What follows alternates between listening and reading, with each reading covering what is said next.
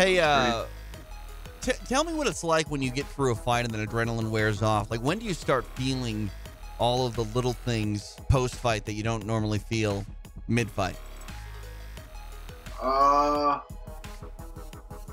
Hopefully by the time the adrenaline wears off, you're drunk enough to not feel it.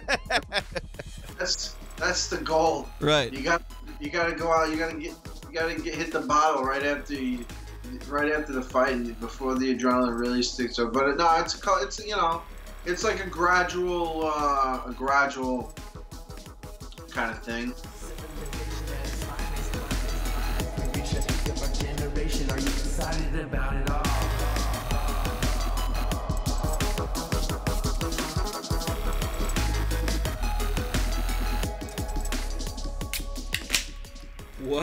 What up, everybody, and welcome back to yet another Sound of Violence podcast. If you're new to the show, we are an MMA podcast that talks about MMA podcasts. Each week we'll let you know the shows you should catch, skip, and can't miss, as well as we try to check out some new shows. So I am Pulver, your host. I'm here with my co-host, Chris Madaffer. What up, bruh? Oh, man. It's been a fun week for me. Yeah, it's been a crazy week in general. It's been fun because I've been done with school for almost 2 weeks. That's right. And I graduate on Sunday. That's right. So you're finally... So I will be everyone's. Bitch for the rest of the year. You know what I mean? I will be here a lot. That's right. So that should be interesting. And shouts out to SDSU. Speaking of San Diego and Brazil cards, which we're going to talk about a bit later on the show. Brazil. We are drinking the Novo Brazil mango beer. It's a IPA with mango. It's delicious, right? I like the artwork too, man. It's pretty cool. Enjoy the freshness of Mango Orchard. This delicious beer is a tempting merge of San Diego IPA excellence and mango tropicality. No one better than Novo Brazil to bring you this unique experience. I agree. Yeah, they're fantastic. I want to say they're down like near Chula Vista, kind of. I think it is. I've been there. I'm pretty sure it's... I know it's like around that area at least. I think it is Chula Vista. Or at least above it. Yeah, it's somewhere south of us, but super good brewery. Super cool there. They always have like dope food trucks and stuff. And they have a bunch of good IPAs, a couple good sours, so I am hyped on that. I figured it was appropriate for the Brazil card this weekend, so... but we will go ahead and... Oh, wait, that's one of our super official, not fake... Popov Vodka presents Doug Stanhope presents sponsors. Do we have anybody else this week? We got this right here. Oh, that's right. Ballast Point home game, as MMA Roadshow would call it. Which one is that? The Mango Even Keel Session IPA. That's right. That one's super good, too. I feel like these have similar but way different mango IPA flavors. Yeah, the palate is a little different. It's sharper with the Novo Brazil. Yeah, I feel like it's more two different spectrums. Yeah. The Novo Brazil is 7% in an IPA, when the Mango Even Keel is 3.8% in a session. Right. Which is as low as you could possibly get. Yeah, it's I think a little bit stronger than like a Miller High Life, basically. Yeah, right. So, little bit of range there, and you can the mango really pops on this Novo Brazil one. But yeah, this is fantastic. Yeah, I recommend checking it out if you get the chance. And Ballast Points is fantastic too, even if it is a baby beer. But we will go ahead and get into format since I don't think I have anything else I need to shout out. I feel like I'm forgetting some fucking sponsor, but I don't remember what.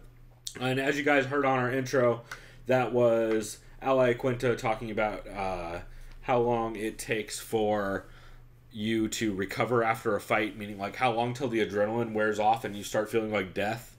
And Ally Quinta has his own way of handling that, which I thought was funny. But we will go ahead and get into the show. Why don't you start us off with your catch for this week? What MMA podcast should people check out? So this podcast is generally pretty short. He likes to keep it under an hour. My catch this, well, I have two of them, but my first one is Fights Gone By with Jack Slack. Oh, which one? Because he put out two this week. Was it the one where the bin man can get these hands? Was it the preview for this weekend's card, or was it the one earlier in the week? It was a preview for this weekend's card. Okay, that was the one. He talks about the UFC deal with ESPN. Yeah. I think that was... Here, keep going. So he starts off talking about Paul Felder versus James Vick and Alexander Volkanovski versus Darren Elkins are matchups that just got announced, and they're both fantastic matchups for the lightweight and featherweight divisions, respectively.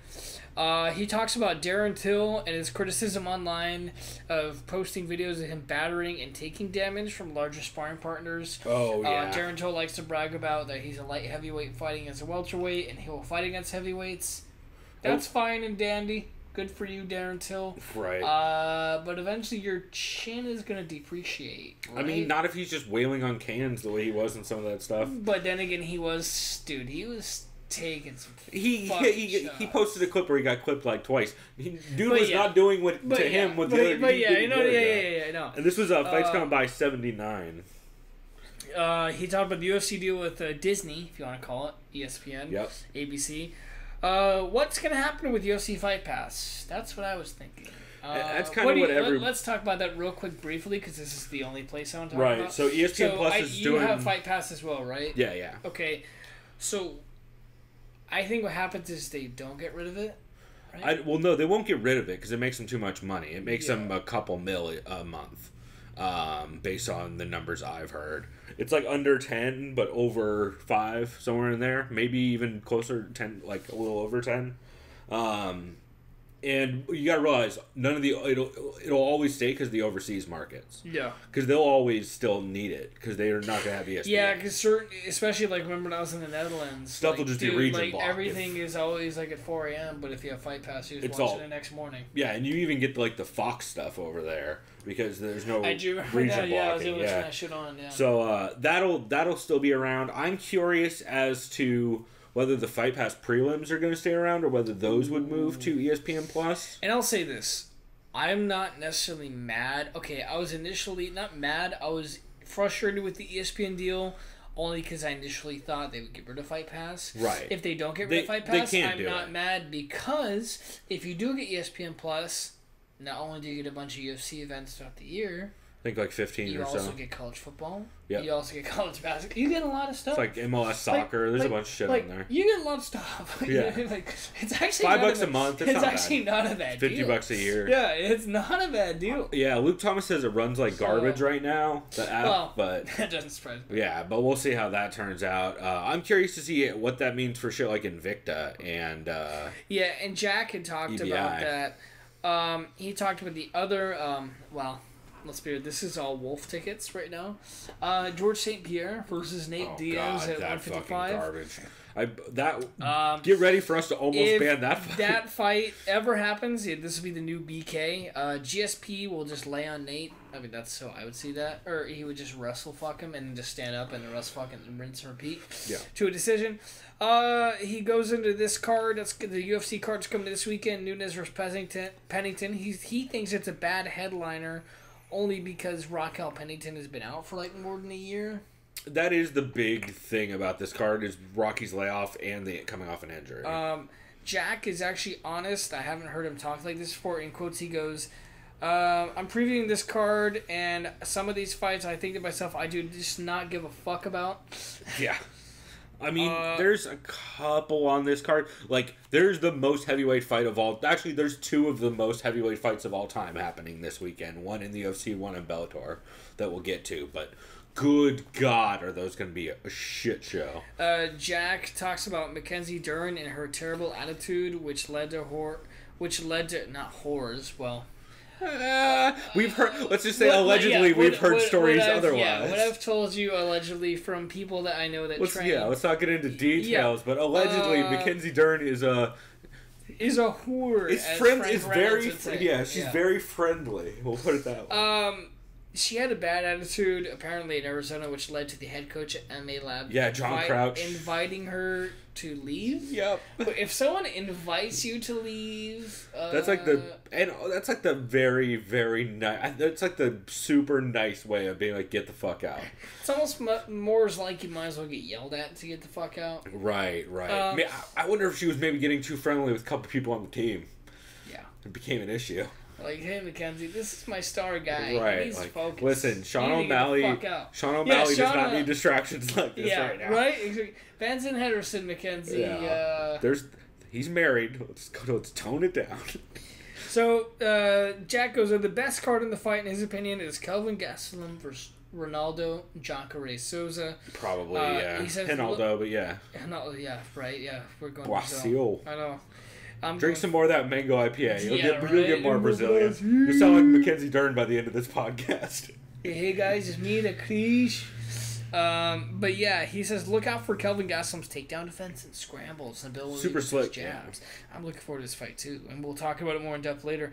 Nunes versus Pennington doesn't interest Jack that much. He's like, I'll be honest. He's like, I don't care that much about this fight, unfortunately. He's like, it's important for the division. He's like, but then again, it's like, who else is there to fight Nunes? Yeah, because she's so dominant. He says, going on to Bellator, Scott Coker doesn't like Paul Daly and insinuates Daly is ducking Michael Venom Page. Yeah, Daly was saying on Ariel's show this week, I think, that essentially he's never actually talked to Scott Coker face to face. The whole time he's been in Bellator. I can actually believe that. Which is crazy.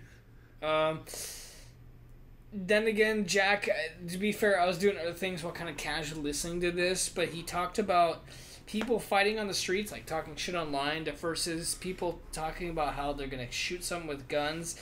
And all I heard him talk about was like, oh, I'm British, so I know fuck all about guns. Right. So, good luck with that. And I thought it was pretty funny. It was only 45 minutes, but it was a very entertaining podcast. And I really enjoyed what Jack had to say. And it's been a while since I've listened to this podcast. So. Yeah, he's doing them 2 a week now. He's doing a recap show early in the week and a breakdown show later. So yeah, that's my first, I've been enjoying that's it. my first catch. What Cool. about? Do you want to move on to you? Yeah, well, what do you got? We actually both have 2 catches this week, it sounds like. So I will go ahead and get into my catch. Oh boy, who should I lead off with these 2? We'll go with the person with the show I like more of the 2. Not the episode I like more necessarily, but the show I like more. Because one of these shows I'm generally have a genuine dislike for, but they had a good episode. Let's see. So my first catch will be Heavy Hands 210, because I fucking love me some Heavy Hands. Connor opens the episode talking in straight German. I did hear that, and then did he talk about Robert Whittaker? What's up with your logo? And to be fair, I looked at it and it didn't look that bad to me. No, everyone exaggerating. hates that he calls himself the Reaper. Everyone wants him to call himself Bobby Knuckles. By the way, he exaggerated that so hard. There's nothing wrong with the logo in my opinion. No, it's super fine. It's fine. Yeah, they also started off talking about their lack of interest in Amanda versus Rocky, and Nunes. Basically, a lot of what they talked about in that fight is Amanda's Amanda's ability to not chase the KO in the second Valentina fight, and that's why she was really changed up her game plan a decent amount. She's kind of pacing herself more. Yeah, and the two, there's basically either the Nunes that goes ham and just throws everything, or there's the Nunes who takes her foot off the gas for like full rounds. She does have knockout power in both hands. She fucks girls up, but she also gasses super fucking hard if she doesn't get the knockout. And they basically just talk about the card. They talk about Lyoto and actually no, you know what? They did talk about, which I didn't know, Nunes and Rocky were sparring partners and training partners at one point too. Oh shit! Which makes this kind of interesting because they're both real big for that weight class and really strong. So you wonder how like a lot of the grappling and cage control went in that. And yeah, they just mentioned that Connor and Pat think Rocky's pace and her pressure is going to be key.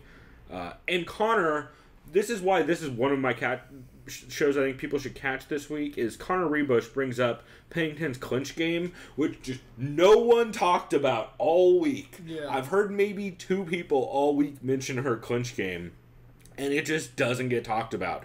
Like, no one's talking about how she fucking almost, like, fucking tombstoned Misha Tate off a guillotine. She was hitting so hard. Dude, she lifted her in the air. She was lifting her above her head, like, fucking ridiculous.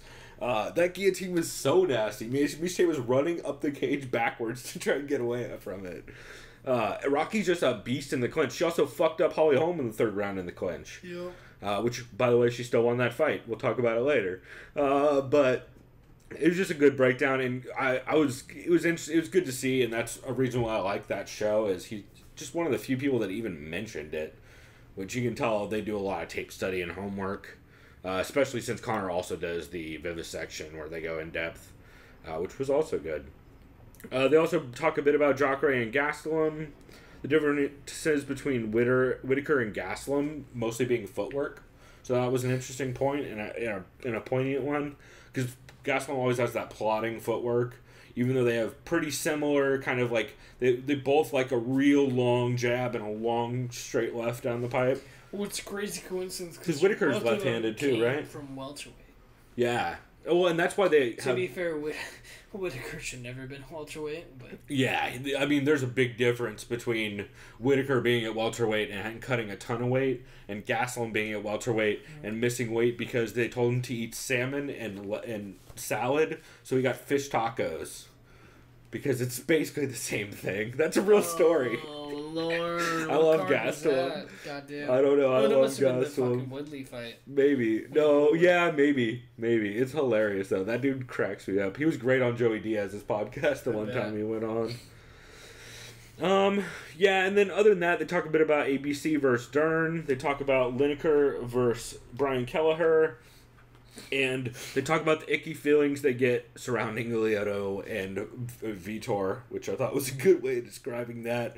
Overall, it's a great show because they always do their homework, and they both always do enough research to bring interesting takes to it, which is really what I'm looking for a lot of those analytical shows. Is I just want you to point something out that I might have missed in watching footage, you know? Because I'm not the best at breaking down footage. I don't have nearly the striking or grappling training to be able to catch really, really, really like subtle stuff, you know. And the amount of tape they watch on these guys, it's cool to get their take because a lot of times they'll point out like tiny, tiny things they do that end up playing out big in fights. So I highly recommend giving it a listen. Plus, Pat and Connor are just funny in general. And then what I'll just do is I'll just run through my second catch real quick. Go your second catch. Then I'll do this mine. is also a new show. Never listened to this Ooh, before. Interesting. It's called Savage MMA. It was episode number 10. Yeah, so I've been seeing that on MMApodcast.com I'll tell you recently. this.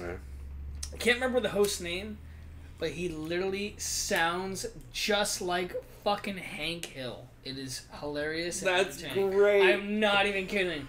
He's like, yeah, you know, MMA. Like, I can't do it, but dude, just please, just do it. He's got the MMAs. Yeah. I was going to say the propane is the, you know. God damn it, Baba. Yeah, but Dad, I like MMA. Just fucking please, Mike Judge. just listen to Savage MMA. He interviewed Linton Vassell, Bellator light heavyweight contender, and Britt. Linton Vassell, also the most recent guy to fight Ryan Bader. Yes. So the host, which I didn't catch his name, Hank Hill. Yeah. Hank Hill asked Linton Vassell, you know, what do you think between Bader and Mo? You know, Muhammad Lawal. Yeah, that's He interesting. said, you know, to be honest, I can't really decide between the two because they both match up against each other really well. He says, instinctively, I kind of think Bader's a younger, better version of Mo since Mo's been around a little bit longer and Bader's kind of more in his prime. Yeah, so way bigger, too. And he would lean a little towards Bader. He said it's ironic it's a heavyweight tournament considering they're both not heavyweights. No, King Mo's a fucking 85er. Yeah.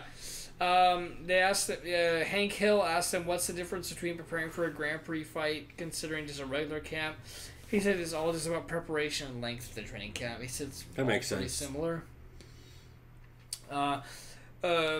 Linton Vassell talked about his favorite traveling destinations have been Egypt and he loved going to Jamaica. He said it's cool being in Bellator. When he's not in camp, he has a lot of opportunities to kind of travel to different places. Right.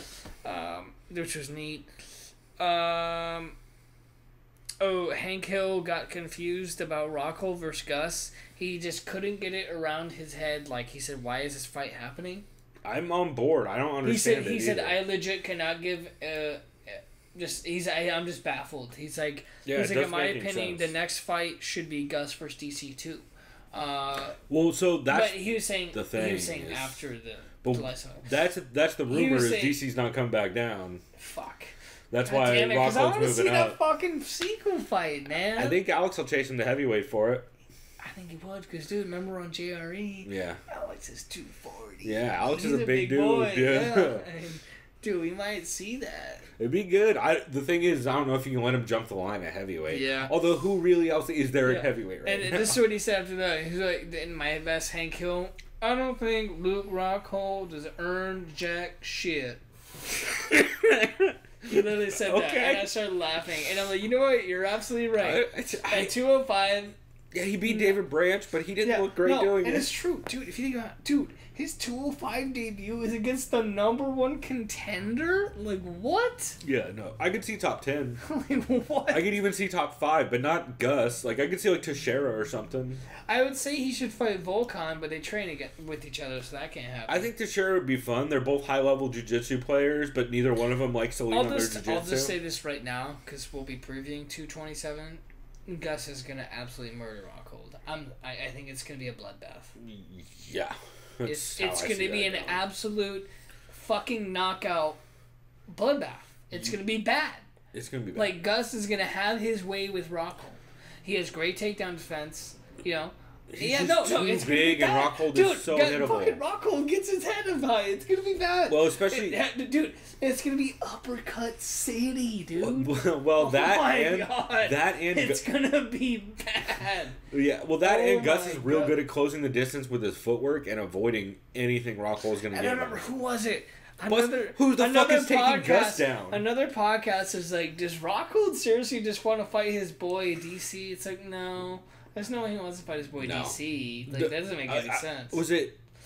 Who was setting that up? Somebody was setting that up. Some asshole was saying, oh, does he just secretly want to fight you? Like, no, he doesn't. Well, that was what... I forget who was pitching this. It sounds like Brendan Schaub. It sounds like something Brendan Schaub would say. He was on Fire the Kid. He's like, oh, dude, he trained... Yeah, it was Brendan Schaub because he's like, he was working with Ozdemir when DC fought Ozdemir. It's the perfect fucking storyline. Yeah.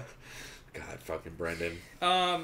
Yeah, so Hank Hill was like, sorry, I don't know his name. Hank Hill was like, we'll get his name and we'll talk about it on the next show. Savage MMA. This guy's a shit.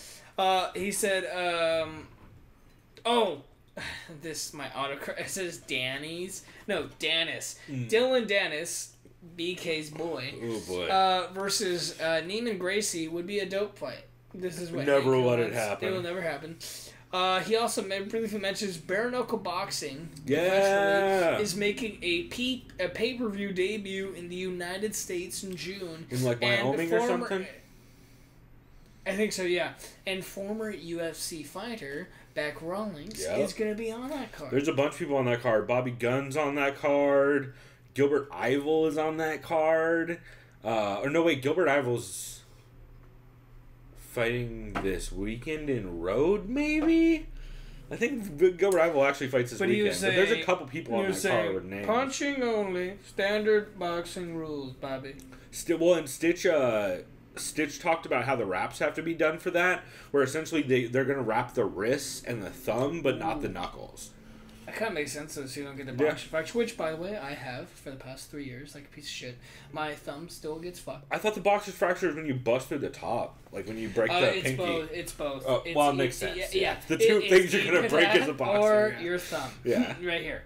Yeah, my thumb is still fucked. Yeah, because I made a fucking teepee out of my pinky one time. I fractured this probably about 2 or 3 years ago. Never knew about it, and it still hurts occasionally. Yeah. Hurts right now, actually. It's fun. Holding gloves must be fun. Or, holding pads. Oh, when I hit pads with Trevor, it's real painful fun. Plus, Trevor throws that crunchy left hook. Yeah. That shit sucks. And even he'll say, hey, he's like, bro, you throw hard. And I'm like, I wish I did. Not compared to the squatty shit Trevor wings to people, Especially when he does a hook, he literally squats. And dude's built like Clay Guida, and he was a big Clay Guida fan growing up, and a Mike Tyson fan. So he just throws that crunchy left hook. I was like, dude, you're like Chad Mendes if you grew 3 inches.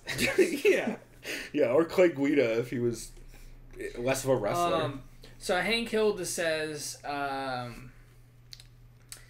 you talk about Danis versus Gracie, unfortunately. He says, unfortunate news to read. Tito Ortiz versus Chuck Liddell 3 might happen with Oscar De La Hoya's Golden Boys MMA promotion, a.k.a. I'm on blow half the time wearing my wife's fishnets. Wow, shots fired. He didn't say that. That's I know. It was you, motherfucker. He said then he talked about Aaron Pico should win his next fight because this dude's on fire. We will talk about that since we will be breaking down Bellator 199. He says Paul Daly does not have a good matchup. We'll talk about that more. Yes, we will also talk about that fucking... that He mess. talks briefly about Chael Sonnen having better cardio against Fedor, but who knows? Cause That's dope. Yeah. How long was this show? Because it seems I think like about like an hour 15, hour 20. wow, because he got an interview and all that in. That's crazy. Yeah, he talks about Machida, Vitor. I won't really say what he says. Like, well, I might as well say he likes Machida by decision. He likes Brian Kelleher via upset, via submission. He thinks that's Kelleher's interesting. going to submit Lineker. This is funny with Mackenzie versus ABC. He literally said this. I'll do my Hank Hill. She is one of the hottest. Well, she is fucking hot.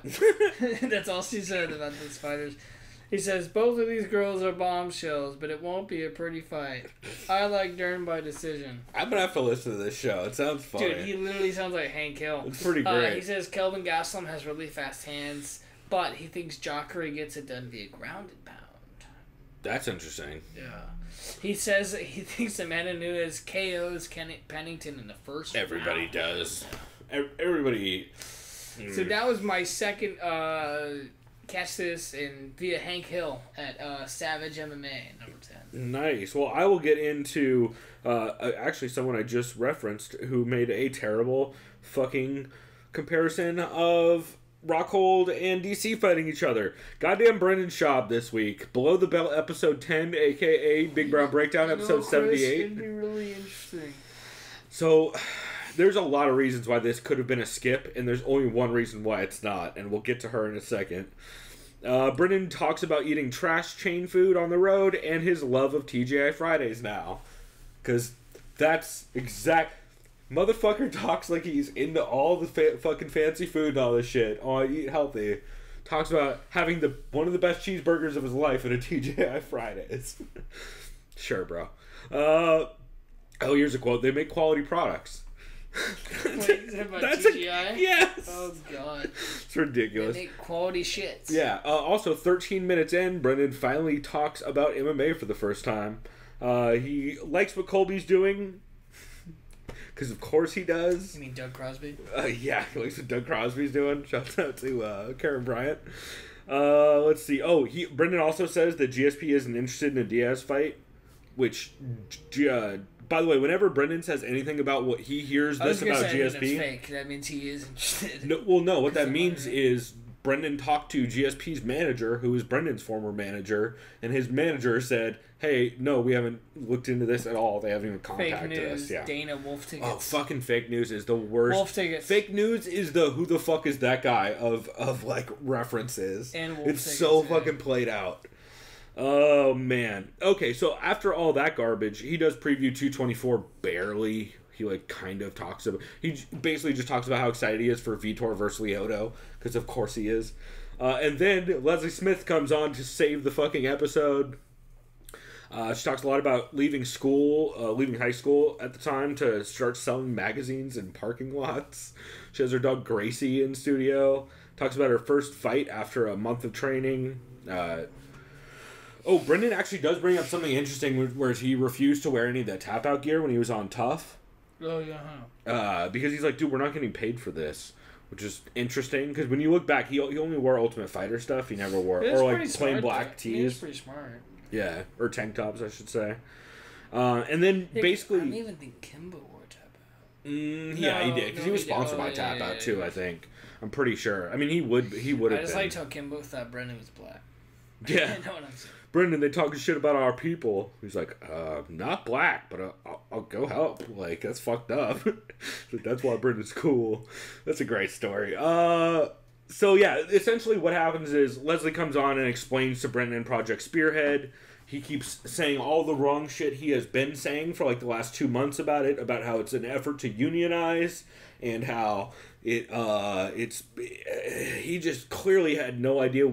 He never looked into it or anything. So Leslie broke it down like, we needed this many signatures and we needed people to sign cards, and then we could get labeled as employees or not, and then once we get labeled, then we can look into starting a union effort or an association or whatever.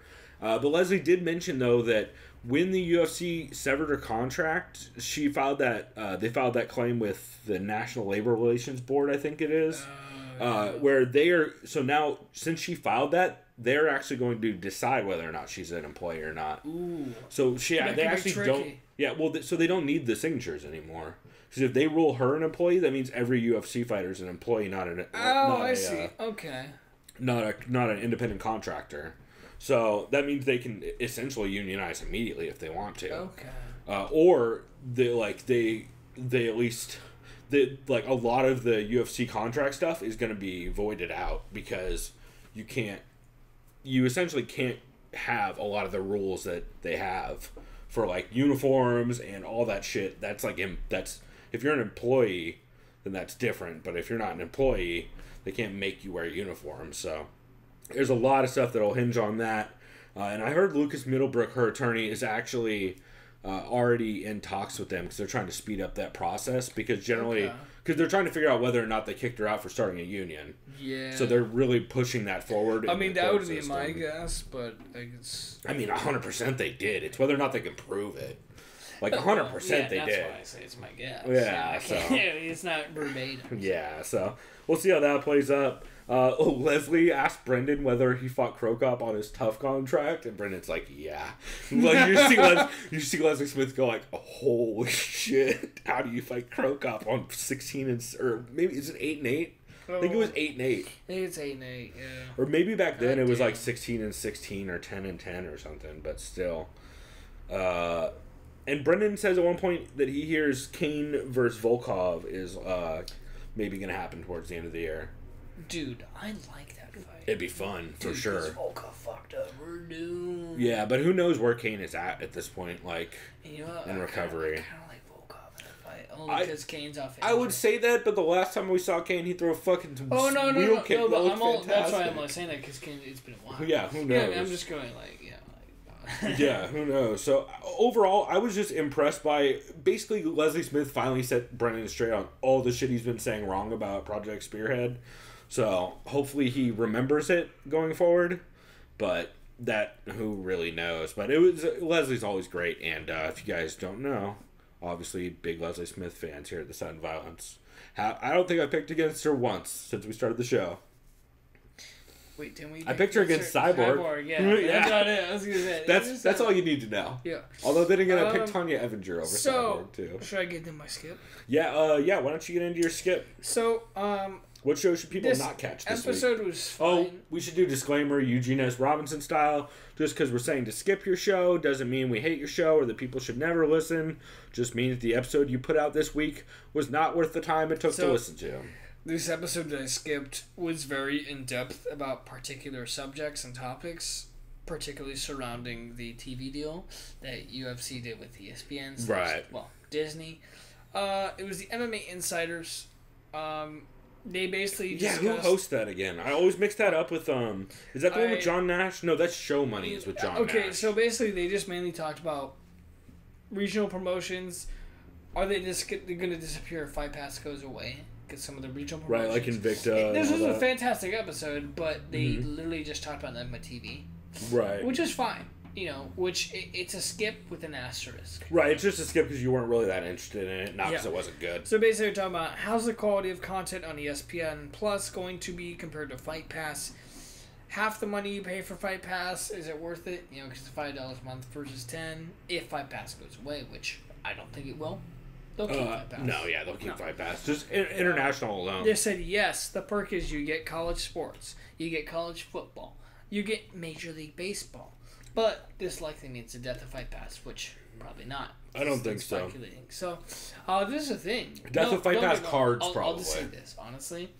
If you're telling me I get those additional UFC fight cards, plus I get college baseball and all... Well, yeah, you're like kind of the target demo for this deal. But I'm a nerd of that shit too. You know? Right. So like you're the dude who'll be watching SDSU basketball games on that shit or something. You know what's ironic? I've never been to SDSU basketball. Really? Yeah. That's like the one decent team you guys have. I know. I guess your football, the football team's amazing. Yeah.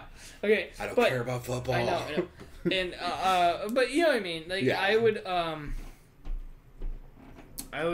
mean, I would just get ESPN Plus just for Major League Baseball games, probably. You know, a couple times a week. That's pretty much about it. Yeah. You know, 'cause I don't have cable, but my dad gives me a Sling box, which is tight. Right. That's why I can still watch the podcast. Better than cable. Yeah, it's better than me because I can still watch. But either way, that's why it was my skip. I'll just keep it short. Understandably. You know, if you want to talk about and listen to their insight about the TV deal, it's a great episode. Right, straight up. It's a great episode. Yeah, it sounds like, if it's something you're looking for, it'd be good. But if it's not something you're looking for, it sounds like it's a lot of details. But yeah, it was just too much for me. And at the time, I was just like, eh. Yeah, I hear you. I actually don't have a skip this week. My skip would have been the first half of Brendan Schaub's show if you want to use that. Until Leslie Smith comes on, you can basically skip that show. And then the Leslie Smith part's great. So maybe, you know what, that is, it's half a skip, half a catch. Because everything else I heard was just either decent or just not worth, it wasn't worth skipping, it just wasn't worth talking about either, you know? So why don't you actually bring us to the show you think people can't miss this week? So, I can't miss. I listen to most of this, and this is usually my can't miss when they have high-profile guests. Mm-hmm. Joe Rogan Experience. Oh, with, Michael Chandler. Michael Chandler. I love this episode. JRE MMA Show, episode 25. And I'll be honest, I chose this mostly because I've never heard Michael Chandler in an interview. Really? Yeah. He's on MMA Junkie all the time. I've seen him on Errol Hawani's show, right, and he was great on there. I learned a little bit about him, but this one I liked because he talked about just mental health, which I'll never talk about here because it's personal, but I've struggled with. You know, I don't have to tell anyone with it. Everyone struggles with it. Yeah, Everyone for does. sure. And that's where I connected with it. You know, what for he's sure. talking about as far as your confidence, your everyday thoughts, your struggles when you wake up. You know, who you aspire to be based on who people view you as. Yeah, and that really connected with me a lot, man. This was a powerful episode for me to listen to. And good choice of words, powerful. Yeah, right. And I like this a lot because he talked about, you know, and it's crazy to think at one point Michael Chandler had lost 3 in a row following that tough Eddie Alvarez decision back in the day. Yep. And he said he would wake up and, like, there'd be a voice in his head saying, you know, like, dude, you can't do it. You can't do it. Just give up. And it's like, fuck, dude. Especially if you're, like, a professional fighter. Yeah. And you know you can, like, just ruin so many regulars, but you're still the shit. And you're down. And something, not you, but something's doubting you. And you can overcome that, which clearly he did. Yep. That's amazing, you know? Definitely. And it's a big... It was really powerful for me in life because it's like... I'm at the point in my life where it's like, oh yeah, I finished school, like a degree. Anyone can get a degree. Like, I'll be honest. Tell me about it. I have two bachelor's degrees. Somehow. I don't want to say college isn't hard because that's fake. Because right. It depends what you study in.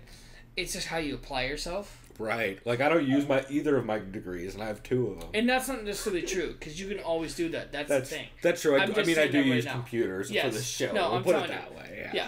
You know what I'm talking about. But that's what I got. That's why I fucking love this episode. Michael Chandler, I love this dude's attitude. He's great. He's a super nice guy, too.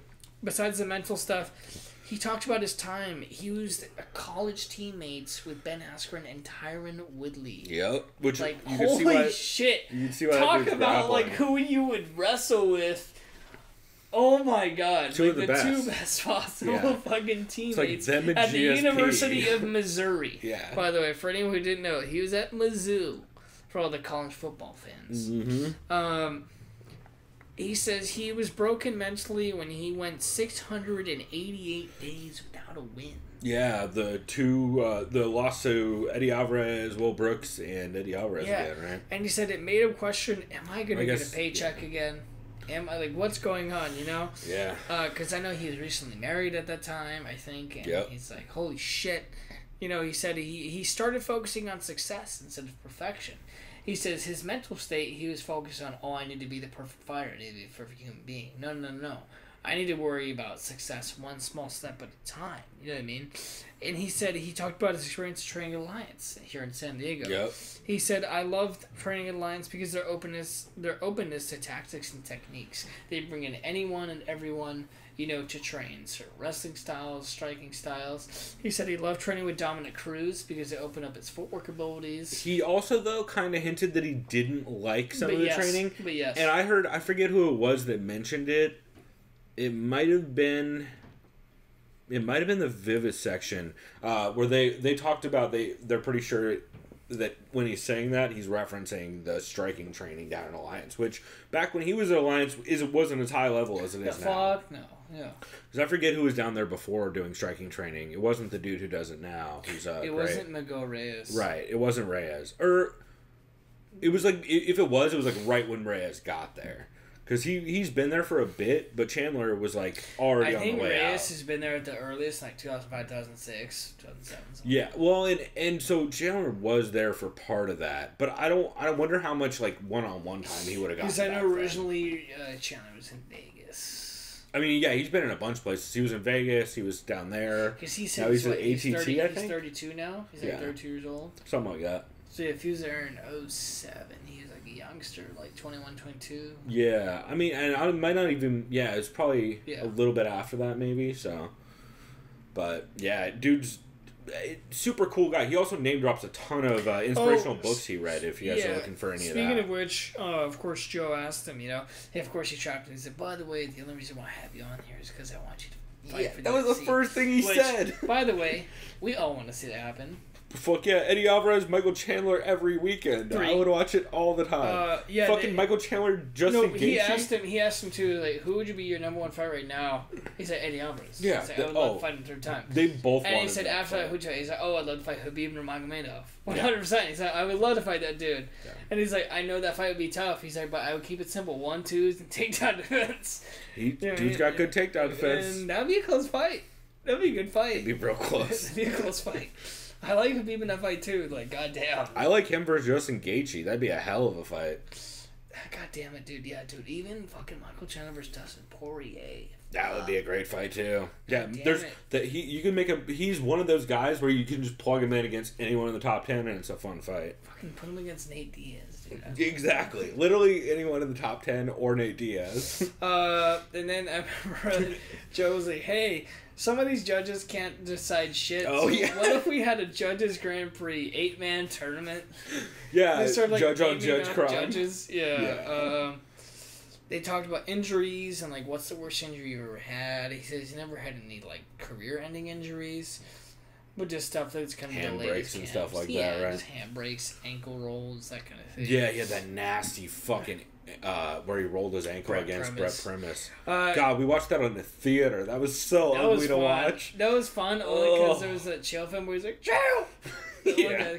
There was a couple old dudes who were like clearly, I haven't been watching, but I love me some Tank Abbott. Like those kinds of dudes were in the building.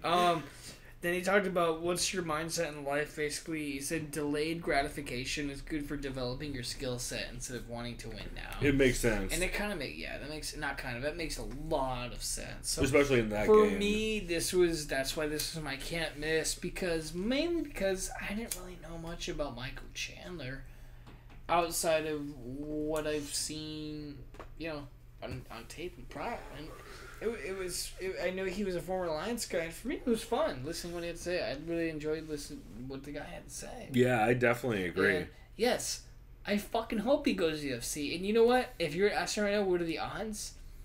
I'd probably say... I'd say like 30%. I'd say 30-70. 20%, yeah. Will he do it? Maybe not. Like, I think Dana would be like, "Fuck it, we'll give you this much money." Yeah, but I think Coker will outpay Dana or outprice Dana because Coker likes him and wants to keep him around. I mean, he's one of the best dudes in that division by far. Could be the champ. Can I just say this? I mean, if Primus would actually fight him, he would beat Primus. If Michael Chandler signs with the UFC, right? Fuck it, after his last fight, UFC, does he deserve an immediate title shot against Khabib? No. No, right? So who do you put him against? Eddie Alvarez. Winner of Alvarez-Poirier? Because that's happening? No. So if Eddie Alvarez loses to Poirier, you put him against Eddie Alvarez. Either way, yeah. Because you give Poirier to Khabib. Say he beats Alvarez, then do a title shot. Yeah. Right? Or you give him Gaethje.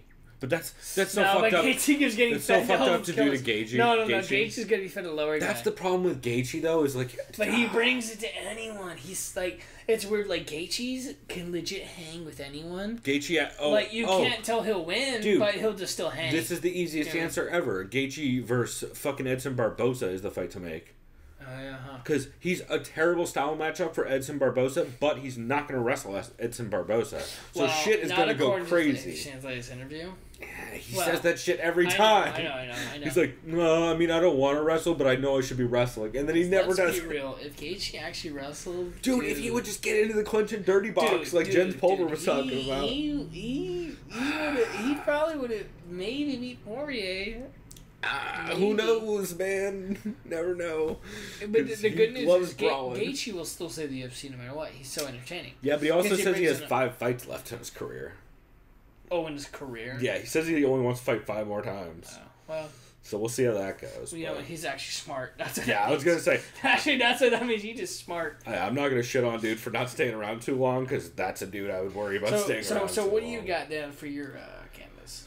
So my can't miss was a goddamn fiasco. Oh, boy. It was from the Between Rounds Patreon. It is UFC 224 Roundtable with TJ DeSantis, Jordan Breen, and David Bixenspan. It is, if you guys have ever listened to the podcast Two Scoops, which I know you have not listened to, it is a lot like that with MMA, or if you've ever listened to Collapsed MMA, it's a lot like that with David Bixenspan. This show goes so fucking off the rails. They opened talking about one of the craziest things I found out. Right now, Raquel Pennington, at least when they looked at it and when I looked at it earlier, Raquel Pennington for winning inside the distance or winning by decision was around a plus 1,200 underdog. Meaning if you put down $10, you get $120. Pretty ridiculous. Yeah. Those odds are too big. Considering she's not that big an underdog. This isn't MMA related, but you know what this reminds me of? Some guy on Reddit was like, yeah, by the way, in hockey, you know, the Vegas Golden Knights for the Western Conference Finals. Yep. For anyone who listens to hockey, if you put down $45 in the beginning of the year for the Knights to win the cup, guess how much you'd win? Just guess. Say they do win the cup this year. I'm sure it's like got to be 100 times that. Try $7,000. Yeah, so a little over 100. Yeah. 150 times that or whatever. Isn't that nuts? Yeah. I mean, but that's like fucking... But that's really like saying... That's like the longest prop bet. Blah will win this. Yeah. So. Yeah. That's like betting... That's like taking the bet... Oh, it's like taking the Cleveland Browns I almost made for $100 $20,000. Yeah, I almost made a BK reference, but we're just going to keep moving on. Skype was giving Breen the business the whole time because it always does, and he has weird, sketchy Canadian internet. TJ is actually taping the episode from Tachi Palace, where he called the fights on Thursday, evidently. Ooh, okay. And so this is supposed to be a breakdown of the main card of UFC 224. It goes fucking everywhere. Like every Jordan Breen and David Bixenspan inspired show, it's just tangent fest. Like if you guys think I tangent hard, check out some Jordan Breen. That dude goes down rabbit holes and never comes back out. For example, they did talk a bit about David Bixenspan brought up the USADA shirt thing, which we should talk about. You heard about this? USADA now? The 25 times. Yeah, if a fighter passes 25 tests, they get a t-shirt from USADA that says, like, clean athlete. Well, because I saw Dustin Poirier, before they agreed to fight, issued Eddie Alvarez's picture with him with the 25 times shirt, and Dustin Poirier's like, 25 times I haven't signed the contract. Right. There's a lot of that. Dustin Poirier's been lighting Eddie up. But when you look at the list of people on that, it's just the list of people that USADA suspects. That's why they get tested the most. Which, by the way... Like, two of the clean fighters... What kind of new contract do you think Alvarez got? Who knows? Because that shit's clearly impossible. He already had a crazy contract coming over from Bellator. Like he was making like 100,000 or 100,000 or something insane coming over from Bellator. Or maybe it wasn't that much. Maybe it was a flat 100,000 or like 150,000, 100,000, something like that. It was a crazy amount considering that he was just coming over. Because that's public. You can find that contract online. Well, they have it added up on Wikipedia. Yeah. Well, only in California. Estimates. Well, yeah, and they actually do publish any disclosed salaries for California cards, so that's how you can generally figure stuff out. But so Bix brings up this USADA shirt thing, and it's literally just a list of people USADA suspects, like the top couple. Here are people who get shirts for being clean fighters. Chris Cyborg. That's great. Because she's been tested over 25 times. Vitor Belfort. Been tested over 25 times. And then it's just a list of people they suspect, like Holly Holm, Tyron Woodley, Johnny Hendricks. It's all the people that everyone on the internet... Sage Northcutt. Yeah. No, Sage actually... He's glad to be close, though.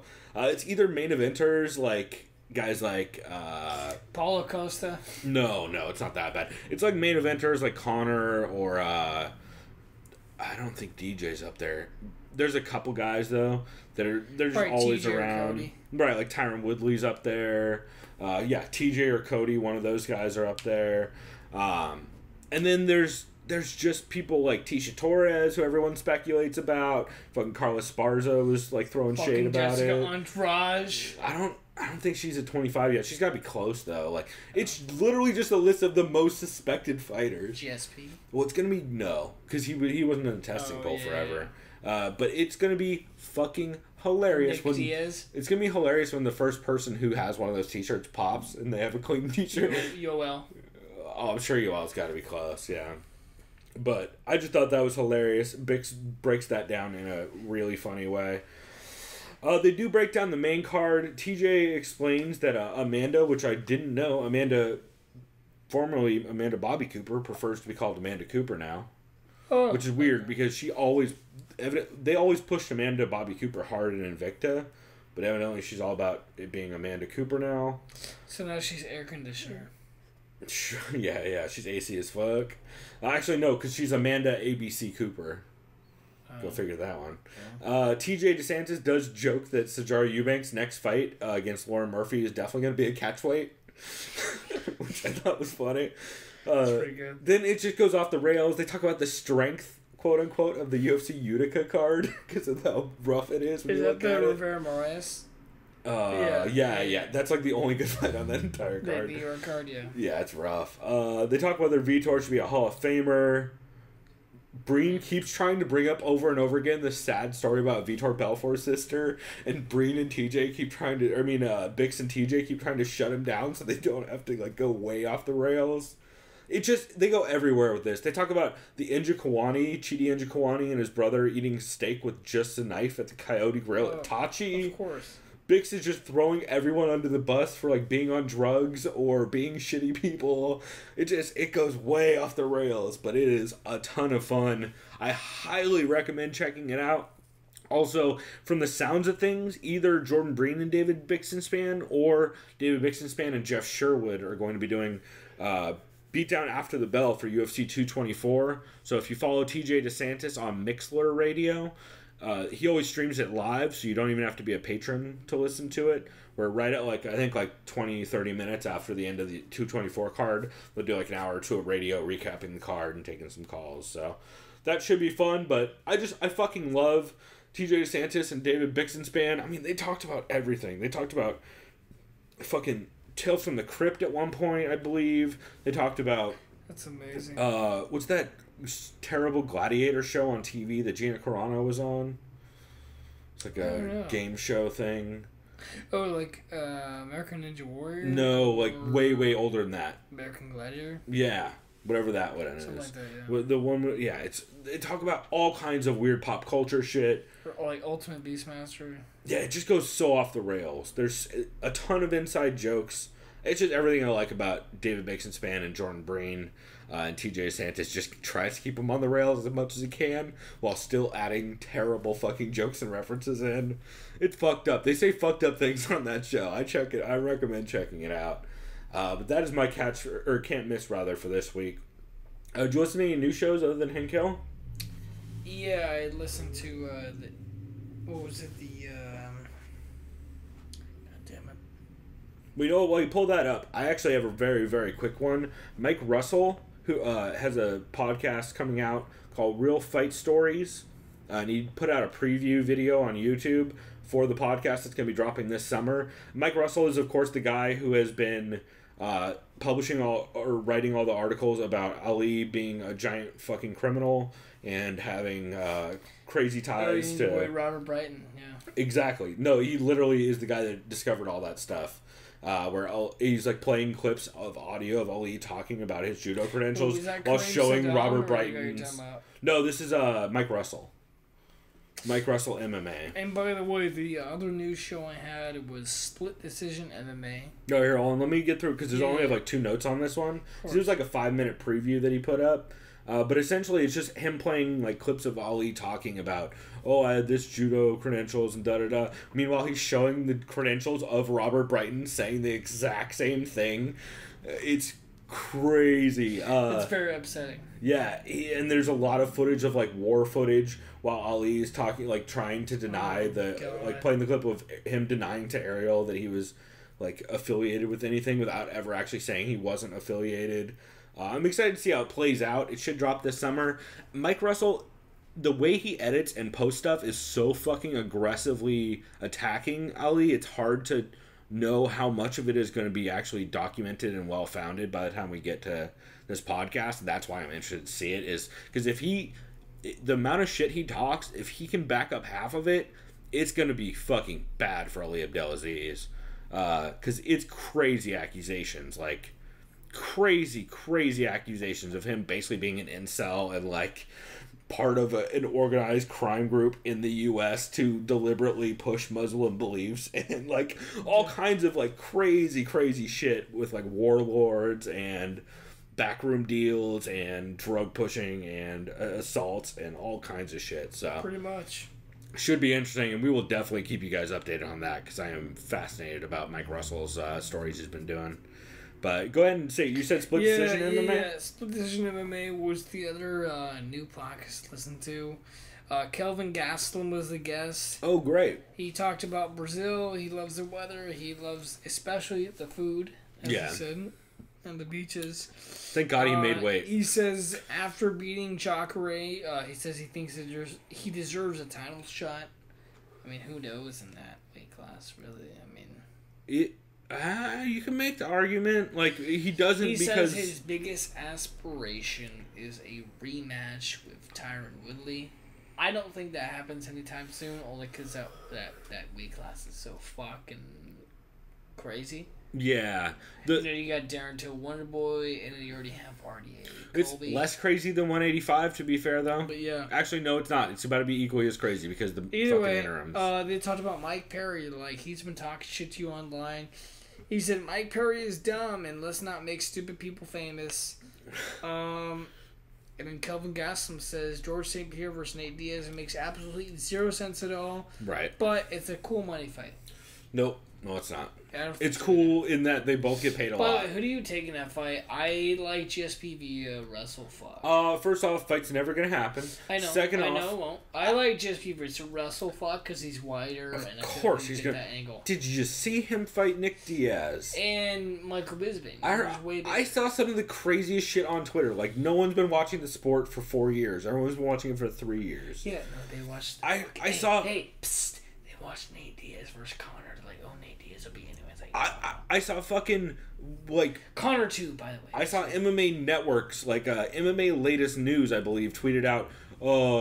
I heard Nick Diaz is gonna fight on 227. It's like, bro, either you mean Nate Diaz or you're out of your goddamn mind. They've said for 10 years they don't like fighting on the same card. Yeah.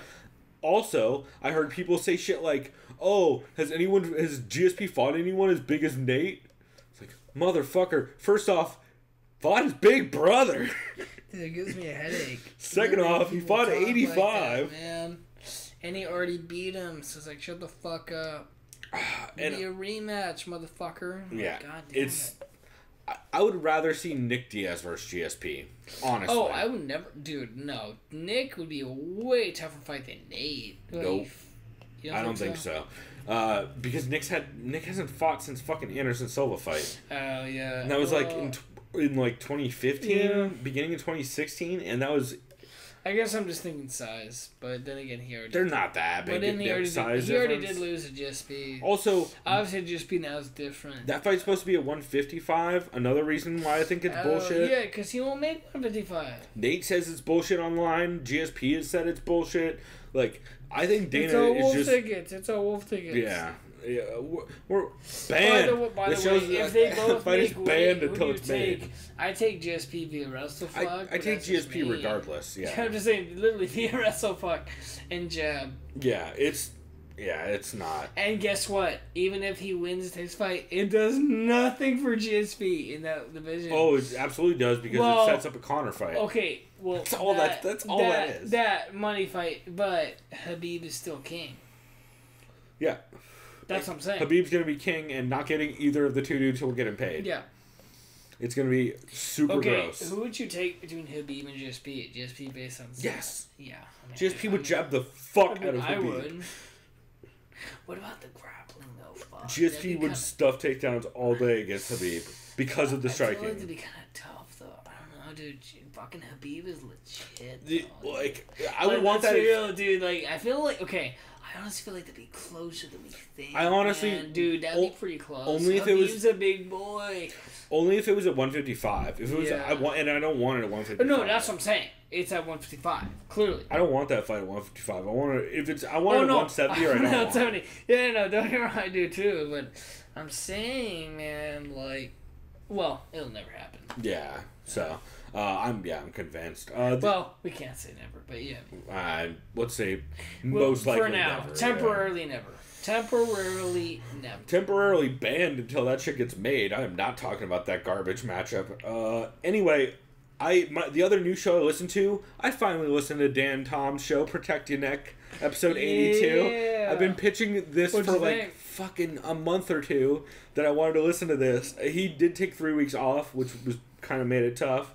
But he taped this Friday morning just after weigh-ins. His audio is great, and I fucking love this show. He briefly mentions he did do a breakdown for the PFL by division. So if you guys want to check that out, it's on MMA Junkie. And then after that, he just goes into a breakdown of 224, where he does just an in-depth bottom to top look at the card. Breaks down all the matchups, breaks down betting lines, tells you not only who he favors because of what, but it'll also give you odds on whether he recommends playing it straight, whether he recommends playing it as a prop, like if you want to do inside the distance or something like that. Just great fucking breakdown in a way that you rarely see. Dude did a shitload of tape study and has all his notes on physical paper that you can hear him rustling through, which I thought was great. Some quick things he did mention. He's really high on Hermanson. He just did a ton of talk about the odds and a great breakdown of it. He called Warley Alves a habitual clock checker, which I thought was great. Thought that was a good one. And he gives all of his bets at the end of the episode too. So if you want to know exactly what he's playing and why he's playing it, it's a great... It kind of reminds me of why I liked Cage Cash back in the day with, I believe his name was Nate Wilcox. I'm pretty sure. Great dude. I've talked to him a handful of times. But Dan Tom's show is a lot like that, where he's just going to give you hard betting lines and he's just going to completely break all the down. Unlike a Luca Fury who's like, oh, I'll give you all the generic picks I'm going for. Any sort of lines. He doesn't really ever give picks. Doesn't really... I mean, he'll like tell you which way he's leaning, but it isn't going to tell you what he's playing. Dan Tom's the opposite of that. He gives you all the information and he's like, hey, we'll see how it turns out. But I really, really enjoyed it. And I just like that guy in general. He's great on MMA Junkie's radio show as well. Let's see. Is there any other podcasts you listen to that you want to shout out? For me, that's it, man. Cool. The only other ones I wanted to mention very, very briefly is Submission Radio episode 159 was fantastic. Casper opened talking about all the bomb food he ate and all the bomb wine he had in Tasmania. Of course he did. Yeah, because he's so close to being as hipster as Teeb in Jason Tebow in LA, the comedian. He's very close to being the same kind of hipster, except he's just barely swarthier, and he's got the Australian accent, so he doesn't come off as dainty as Teeb does, which I love Teeb. And then Fernanda Pradas Skyped in, which Fernanda Pradas I'm a huge fucking fan of. She's a Brazilian reporter. I believe she's Brazilian. She definitely speaks mad Portuguese. And I believe she's Brazilian. Less of an accent than Mackenzie Dern. Tell you that right now. Way less of an accent. You know, sometimes I like the body goes to beach and Like, like, miss the weight by the 8 pounds. You know how you can tell Mackenzie Dern's accent is fake? Rose Gracie and Fernanda Pradas both have way less prominent Brazilian accents, and they sound way less fake about it. But she was just fantastic. She's super funny. Was joking about they brought up Colby getting pulled from the card. She's like, most people in Brazil don't give a fuck about Colby Covington. They don't know who he is. He would have been So fine. that was great. She talks about the crazy interviews she did with Vitor. She was the one who did the interview with Vitor where he talked about, oh, this is the final fight of my career, but I'm not retiring because I'm not getting paid. All that weird shit he said. Just a really good episode. She was fantastic. Also, she did talk about how... Have you heard that Jacare's growing his hair out? I saw that. Yeah, he had a little mini afro. Yeah, and he's talking about how he wants to have a big afro at the end of his career, and I am all on board for Afro Jacare. Why not? Yeah. Dude, Afro Jacare is my new fucking... He's fucking badass. So he's going full Afro Samurai on it. Pretty much. Afro Jacare. I'm all about it. Anyway, and then the only other shows I wanted to briefly shout out: MMA Junkie Radio with Stich and Ben Folks was good. MMA Roadshow 163 was good. Call Me Al episode 3 with Al Iaquinta talking about being drunk and getting kicked off planes was good. That's also where our intro came from. I did that Wade Boggs episode of It's Always Sunny in Philadelphia. Yeah, it was pretty good. But those are the shows. Also, Two Straws was fantastic. Also. Yeah. Two Straws is super funny, so highly recommend checking all those out. And then other than that, the only news I have is Co-Main Event Podcast was supposed to do a commentary for Scorched Earth, which you know what Scorched Earth is? That makes it like Tropic Thunder with Ben Stiller. No. So, first off, shouts out to Co-Main Event for stealing our thunder. They're doing a movie commentary for a Gina Carano film that came out in 2018 called Scorched Earth. So that's awesome. Do you know what I'm talking about, though? Yeah, I do. But that I think next time this just means we have to do Haywire next time we do a podcast commentary. We could do Deadpool, but everyone's seen Deadpool. Nah, we got to start with her first. But we got to start with the first one where they had to overdub all of her lines. I think that's going to be way better. Let's see. Danielle Riendo of Waypoint, which is a Vice site, wrote an article about how 224 is the first card being headlined by two queer athletes, and it's a big deal.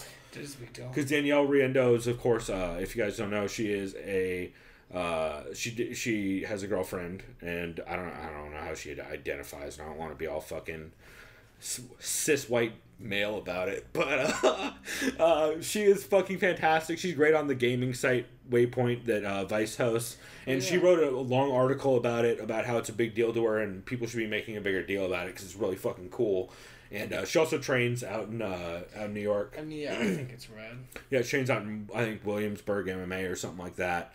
Does some jiu-jitsu and Muay Thai and all that, and I just thought it was very cool to see that, because she's one of the only people talking about it, and it's fucking insane to me. I saw David Bixenspan throwing a lot of shade at people on Twitter, being like, what the fuck? Why is everyone, like, no one's actually talking about how this is kind of a fucking big deal, and everyone's sweeping Amanda Nunes under the rug. And so, it was just cool to see her give that shine. Let's see. Oh, I did call yesterday. We were recording this on Friday. I've been saying all week long, I don't know if I actually texted it to you or not. I've been saying all week long Mackenzie Dern's going to miss weight.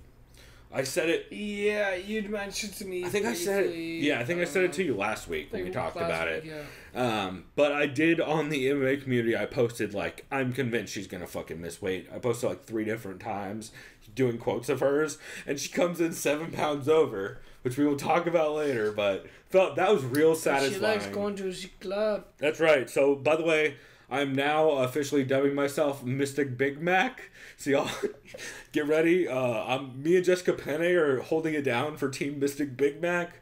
We know the fatties when we see them. Let's see. Rena from Ryzen. Oh, we do have to talk briefly about Rena from Ryzen because the homie Gabe Longo, I think is his name, from the MMA community, or formerly from the MMA community. I forget his name on Twitter. Illusion something, maybe. Really good dude, but he was talking to me on Twitter about how hot, he's like, you guys gotta talk about how hot Rena is on the next episode.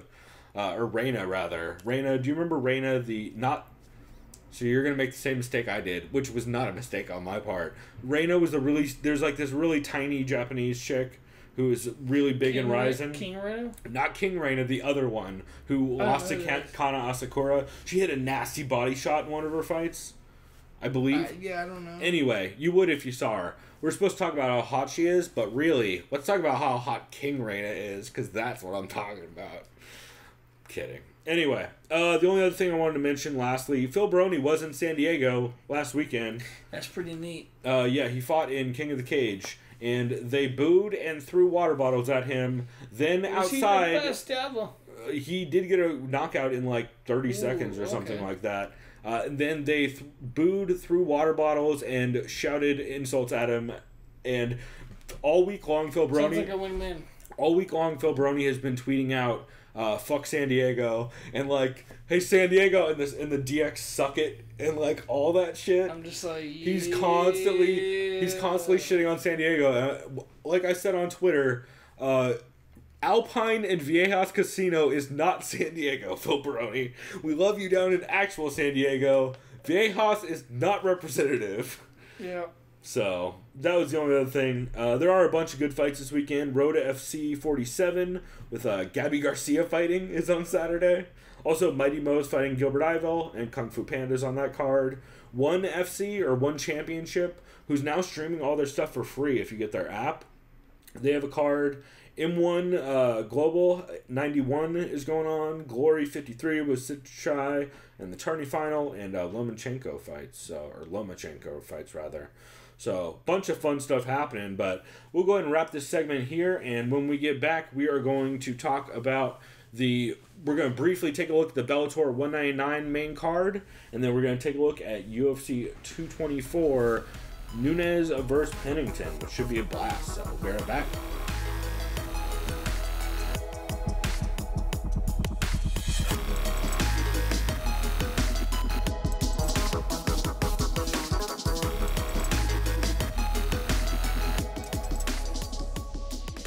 This is my good friend Angela Hill, and I am Jessica Benny, and we are here to break down UFC 224 in Brazil, featuring Amanda Nunes and Raquel Pennington. Oh wait, what?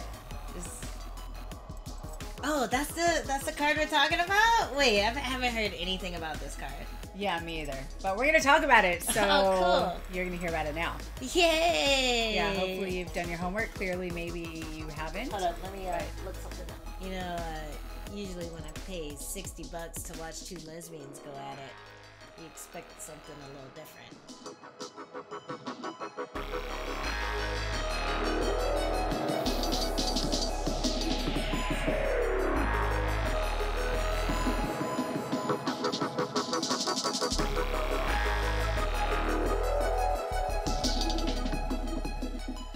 All right. We are back, everyone. That's right. Now that Chris got all his yells out, I made the coffee too strong, I think is what I learned. Dude, I haven't even had a coffee yet. So well, it's real hot, so that's probably part of it. Yeah. Yeah. Anyway, we are going to get into... actually, you can intro this. Yeah, we are going to get into fantastic cards for this weekend. That's right, of which there are many. We're only going to cover two. The Bellator 199 card and UFC 224. However, like we mentioned at the end of the last segment, shouts out to my fucking removable hard drive disconnecting via USB.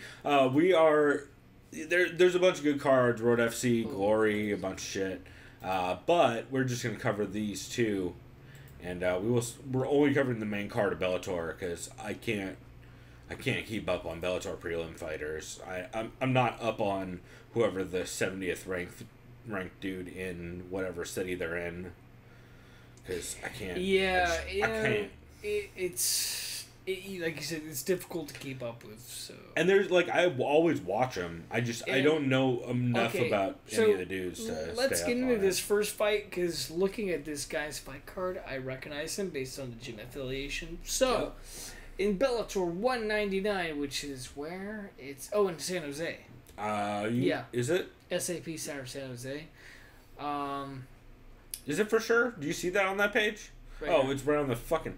Wow, I should read more, y'all. So, we have Carrington Banks. He is a wrestler, aka known as the Jet Setter. I recognize this guy because his affiliation is formerly known as the Black Zillions. That's so right. he is currently out of 365 Combat, if I remember the name. Yeah, if you scroll down, it should say him. Henry Hooft, aka Southern Florida. Yeah, right. But so says Black I remember Zillions. this guy from UFC Ultimate Fighter 21. Yep. This dude's a badass wrestler. Yeah, I think he lost his fight in the house, right? Yeah. But it was via decision, and it was one of the ones that... Ultimate Fighter, he beat... Yeah, Sabah Hamasi, this dude was talking mad shit for ATT. Oh, that's right, he did beat Sabah Hamasi. Did he get injured or something after that? Yeah, and then Banks got hurt. That's what it was. I remember it being a close decision. Because I remember Hamasi kept calling up Kamaru Usman, which, well... That wouldn't have worked out well for I Sabah remember Hamasi. he's just like, bro, I'll fucking whoop your ass. And then Kamaru Usman was like, dude, you're not even on my level, which... Yeah. Probably you're fair. not. Probably fair. And they never did fight. To be fair, very few people on the planet are on Kamaru Usman's level. I'm real high on that dude. Future 170 champ. Dude, him versus Tyron is my dream matchup. Yeah. Are you kidding me? I think that's the fucking dopest. People hate wrestlers versus wrestlers, but I think that's a dope ass matchup. Dude, let's see it. So Carrington Banks out of 365. Yeah, Combat 7-0, which is crazy. is fighting Adam the Bomb Piccolotti, and I've heard of this guy before. Yep. He's out of Raul Castillo Martial Arts, as far as this page is updated on Tapology. Yeah, they're fairly good about it, but not always. So. Last time we saw Adam Grain of Piccolotti, salt. he has lost 2 in a row, unfortunately. His last decision lost was to David Rickles at both 189. Scrappy fight. In December of last year. Before that, he had a submission choke loss to Goiti Yamauchi. Whoa! Is that how you're going to go ahead and pronounce Goichi Yamauchi's name? Is Goiti Yamauchi? Oh, Yamauchi, Shapauchi. Yeah, you nailed it. Definitely Goichi Yamauchi. Oh, Yamauchi. Yeah, I see it now. It's Goichi also. So now you got it. Oh. He's part of that the Japanese-Brazilian contention. Well, the Japanese-Brazilian guy is 9-0. So Yeah. no shame losing to him. Goichi also has had some bomb-ass performances, too, as of late. So, yeah, we have Adam Piccolotti coming off 2 losses. He had previous victories over Brandon Gertz, who Michael Chandler recently just submitted. Yep. No shame in that. Yeah, you know what? This is an interesting fight. I think I'm going to go with Carrington Banks, man. I'm going to go with the wrestler in this one. I think that's probably smart. I have... So, off the bit of the tape I watched, Piccolotti has some decent kickboxing and takedowns, and he does have a solid bottom game. The decision with Rickles was fairly close. Rickles did, kind of run shop on him a little bit, but it was competitive throughout. But he did fade kind of late. He also drops his hand after his jab a lot from Orthodox. He'll throw out the jab and then drop it almost every time, which is one of those signs that makes me a little nervous. Carrington Banks, though, solid wrestling and really decent hands. Out of Black Zillions. I'm going Carrington too via decision. Just off of... I think it's a rough matchup for Piccolotti. Unless Piccolotti catches something in a scramble, I feel like this is... Or if he can really, really stick... if he can really stick Banks with something, maybe he can finish it that way, but I gotta lean Banks. Also, we should say quickly, the odds for that are Carrington Banks minus 255 favorite. We're going off 5 times odds because, of course. And Adam Piccolotti is plus 235 when we record this Friday night. So next up we have the young phenom out of AKA American Kickboxing Academy, Yep. Aaron Pico. the wrestler boxer. Yep. He has had 3 fights so far professionally. Since his debut against he should never have fought someone who was like 10-2, where the fuck he was. Zach Freeman, Zach Freeman. Well, and that was when that was up at 155 also. That's right. Then he dropped down. Since then, he had a gnarly TKO fucking to the jaw. The right there, Fred. Left there, Fred. The left hook Larry. Yeah. Against Justin. I've been listening to much Bill Burr's Monday Morning Podcast. Gotta love Bill Burr. Fucking Billy fucking Burr. Yeah, Stipe, look at this state trooper. Justin Lin, what a fucking crazy knockout. And since then, me and you both saw this on the night of UFC 220. Stipe, you excited about this? Yeah. I like this kid Aaron Pico a lot, man. That fucking liver punch, holy shit. And it wasn't 37 seconds in. Also, he clipped him with a really bad liver shot that hurt him like 20 seconds in. I'm just gonna say this. I'm just gonna say this right now. I like Aaron Pico in this fight. Yeah. I like this kid. I don't think they're really kind of giving him. I mean, this kid Lee Morris or this guy. Yeah, it's just that kid. They're all like 20 years older. He's got a very credible goddamn fucking record. But you know what? I'm confident in Aaron Pico's skills, and he's still young. Win or lose, super young.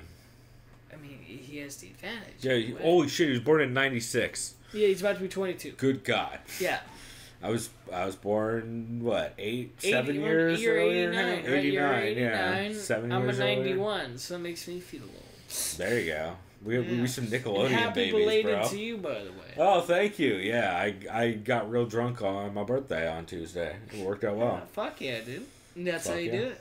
Hey, I wasn't complaining. I just got drunk and watched Arrested Development the whole time. It was fantastic. God damn it, I need to watch the show. Dude, I'm catching back up. You know season 5 comes out in the month. See, I don't know how to feel about that, only because Jeffrey Tambor allegedly sexually harassed a bunch of people. So yeah, it's he's 90. No, but like, when you look at that show, it's like, well, it kind of makes sense. They write people the way people should be written in that show. Like, Henry Winkler's very, very nice, but too nice. Speaking of Henry Winkler, I don't know if you have HBO or watch HBO. Barry or whatever? Yeah. He's fantastic in that, dude. People love that show. Dude, I listened to Bill Burr's race podcast, Bill Hader. Phenomenal, dude. I watched the first 2 episodes. Really? I had friends that was, holy fuck, Barry is an amazing show. I'm going to have to check it out. Basically, people love that show. He's a hitman, but he wants to be an actor.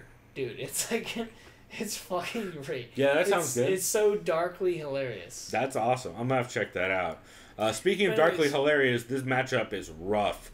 I believe the MMA Vivisection said that Lee Morrison's recent record was like between his last 4 opponents was something like 15-60 or something like that. Between the last 4 dudes he beat. Oh wait. That's his record, not his opponent's records. I was gonna say. It's rough. This is definitely a showcase for Aaron Pico. Let's see the odds on this. Basically, this is Pico's toughest fight. Yeah, clearly. Aaron Pico is a -185 favorite to a +170 Lee Morrison. That seems way too close for me. I mean, I get that Pico is real green still, but to be fair, Morrison does have a solid guillotine, and he has some scrambly BJJ from his front headlock game. But dude is super hittable, and it feels like a perfect matchmaking to build Pico, where it's a safe showcase that tests his jiu-jitsu defense, but it also gives him an ability to show off his KO skills. So, and Crutchin is coming off, or Pico's coming off that KO over Crutchin at a 10th Planet. Yeah, in this fight, I gotta go Pico. I like Pico via decision. Really? I got Pico via knockout. Knockout. See, I don't know though. I think decision's probably the smart bet. I'm going knockout. I guess let's do decision. I'm going knockout just because Crutchin, I'm sorry. Morrison is pretty fucking hittable, and if Pico tries to work a wrestling game, then it'll get interesting, and that's kind of what I want to see is Pico try and work a wrestling game against Morrison, because I think that's where this fight's going to be most competitive. However, I have a feeling he's just going to kind of bomb on Morrison. So we'll see. Speaking of fights where either someone's going to get bombed on or nothing is going to happen in a grappling exchange. You have Czech Congo versus JRE Javi Ayala. That's right, Eye Candy himself. And So- oh boy, this fight. This is some heavyweight MMA. This is some fucking Jesus. This is Last time not- we saw Chikongo, well, Here's a win over Augusto Sakai. he 5 Sakai, sorry. Oh god, he fought Ollie Thompson. I forgot about that. Jesus. Now that I'm looking at this resume as of late, oh boy. Yeah, you know what I'm going with? I'm going to go with Javi Ayala. You haven't even looked at who Javi Ayala listen to fought me. recently. Watch. You're going to like this. Yep. Javi Ayala will win via DQ. Czech Congo kneeing him in the ball sack. Dude, I have such a similar pick. I have Czech Congo via decision from Javi Ayala gassing because he got hit in the dick too much. Okay, so there we go. I'm just saying right now. I'm not even looking at it. I'm telling you. You're going... I'm going Ayala via DQ. Okay, that's probably really smart. Oh, let's say this via DQ. There you go. I'm going Czech Congo via Dundasso decision. Also, shouts out to poor Ben Folks who concussed himself playing hockey this week, so they couldn't do a Dude, commentary. he always seems to do that. God damn it. He doesn't. I don't think he concusses himself on the regular. He did talk about getting in a fight and then getting back mount during hockey, and I'm curious. Or I don't think he said back mount. I think he said back control. I'm curious if that means That makes no sense considering unless the guy underhooks him from behind and gets fucking DQ'd in the game. I was gonna say, or if he draws a major like the fucking third period to. Also, you can't put your hooks in with skates on because you'll cut a motherfucker. That's what I'm saying. Especially if you're holding a stick in your left or right hand. So I wonder if he was just like fucking old school, like weird early MMA where he has back control and he's just throwing hooks to the head or something. I really need a breakdown of this during the Gina Carano commentary is what I'm saying. So next up we have UFC veteran, Oh, God former damn it, this World fight. Series of Fighting, former PFL champion John Stich. Actually, technically, he did have one fight in PFL, right? If you scroll down. He won the ship. No, He won the ship. Telling you. He was the fucking champion, dude. Well, no, he was the champion in WSOF. Well, he has you know one what I fight in PFL. You know what I mean? Yeah. No, I know it's all the same, and it's all money laundering. Let's not get crazy, but. So we got John Fitch going against Paul Semtex Daly. I'm gonna tell you right now, I like John Fitch via WrestleFuck. Yep. Yeah, I mean, I'm just saying it right now. Yeah, like we can. Could Paul Daly land a bomb on John Fitch as he's closing the distance? Absolutely. Yeah. Not a knee. I wouldn't bet on a knee. I'd bet on an uppercut or a hook. Especially if Fitch tries to clinch it all, like I could easily see Paul Daly just spazzing hooks at him and clipping him with something behind the ear. But he's John Fitch and it's Paul Daly. So I'm going to go John Fitch via really. Actually, to be fair, I'm one of those assholes that really likes guys like John Fitch and Ben Askren and Jake Shields.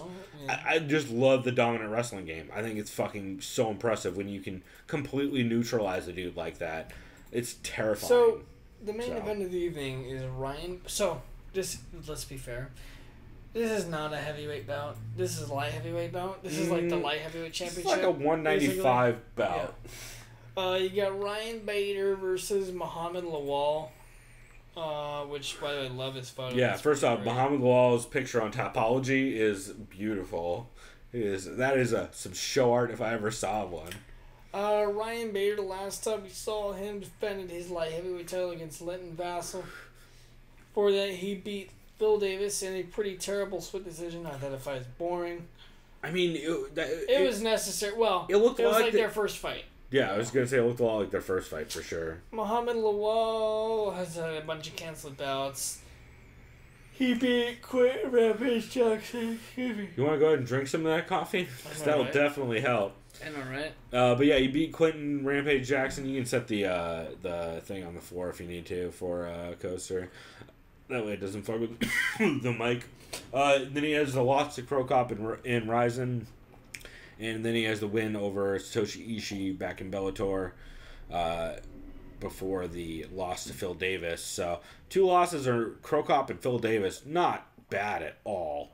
And I would argue, depending on where you're fighting them, like if you're fighting Mirko in Ryzen, probably pretty competitive skill level wise to Ryan Bader. Not like matchup and like abilities. I just mean like Juice Crocop in Ryzen is a thing. So it should be interesting. I'm definitely... The thing is Ryan looked really good in his fight against Linton Vassell. Linton Vassell. Sorry, I always fucked that up. But he looked pretty hittable in that fight. His top control and his heavy ground and pound against up when he had him smashed against the cage up on top and he's just bombing down. He looked really good. Just smashed Vassell in that position. But from what I understand, King Mo won a lot of wrestling. I think 2 or 3 wrestling matches against Bader back in the day, because they wrestled a lot in college. Oh yeah. And I believe King Mo went 2-0 over him. I could be wrong on that. I probably am. I have not looked into it. I'm quoting somebody else who I can't remember. Well, this isn't college wrestling. This is MMA. That's the thing. And Ryan Bader mixes stuff up well. I am going with Ryan Bader decision. Just be just a drama decision. I think it's gonna be similar to the Bill Davis fight.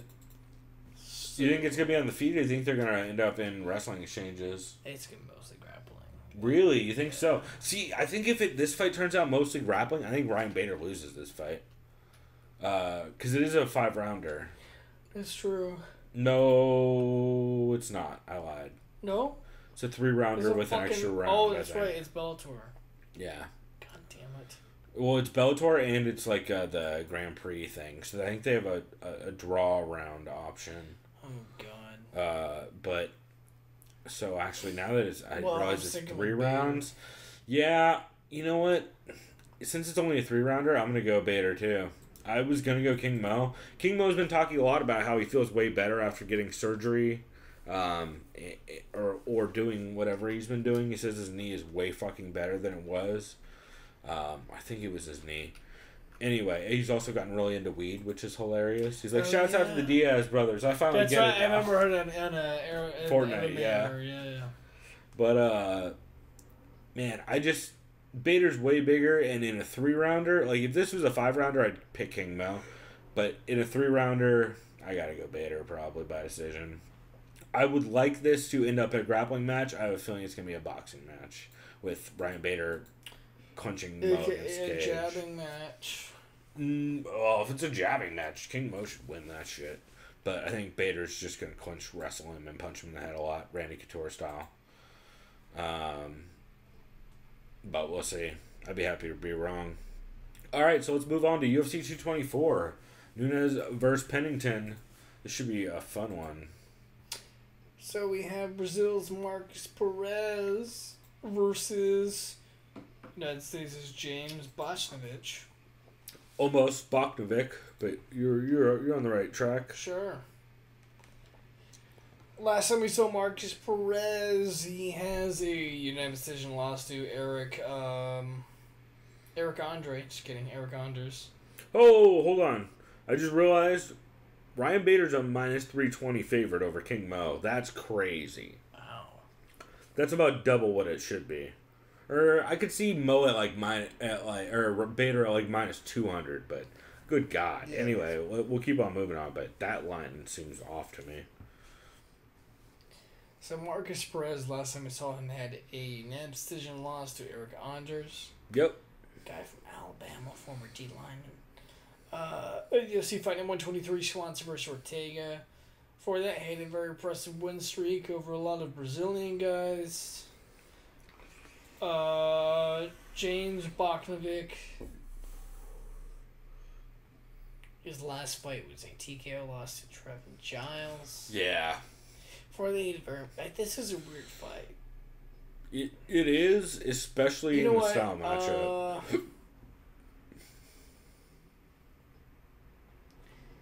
Yeah, this is weird because the some American fight guy pass dude keeps choking people. Look at this. Yeah. Oh man, you know what? I'm going with the American, man. Are you? Decision though.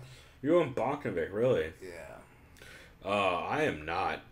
So the bit of tape I watched on this, Perez, from what I saw, does a lot of circling against the cage, with like throwing a lot of feints and flashing hands just to set up telegraph kicks. He throws everything with a big wind up and a decent stamina attacks on it. He does a bit of stance switching, but it's mainly from southpaw, and he has some decent ground when he's fresh. But he faded super badly in the first round against Eric Anders, and mostly from the scrambles and the pressure Anders was putting on him. Bogdanovic, on the other hand, has super rough takedown defense and a similar kick-heavy game, but he's real green from his back from the bit I saw. So, yeah, I'm going Perez probably via... Wait, actually, go back, pull those up again. I said sub. You said... I said sub. I'm thinking sub. Go pull up Perez and pull up Bogdanovic again. Because I want to just see... Yeah, go to Bogdanovic again. I'm going to go via decision. I'm going to go sub. Okay. You were right. You knew it before I did. I think Bogdanovic's just going to panic and make bad decisions on the ground like we've seen him do in the past. It's a fair pick. This next fight, you got Alberto, Soldier of God, which is already taken by Yoel Romero, a real Soldier of God. That's Alberto right. Mina is going up against Ramazan Emeev. Yep. Which country is this typology? Thank you for telling us. Azerbaijan. Fuck yeah.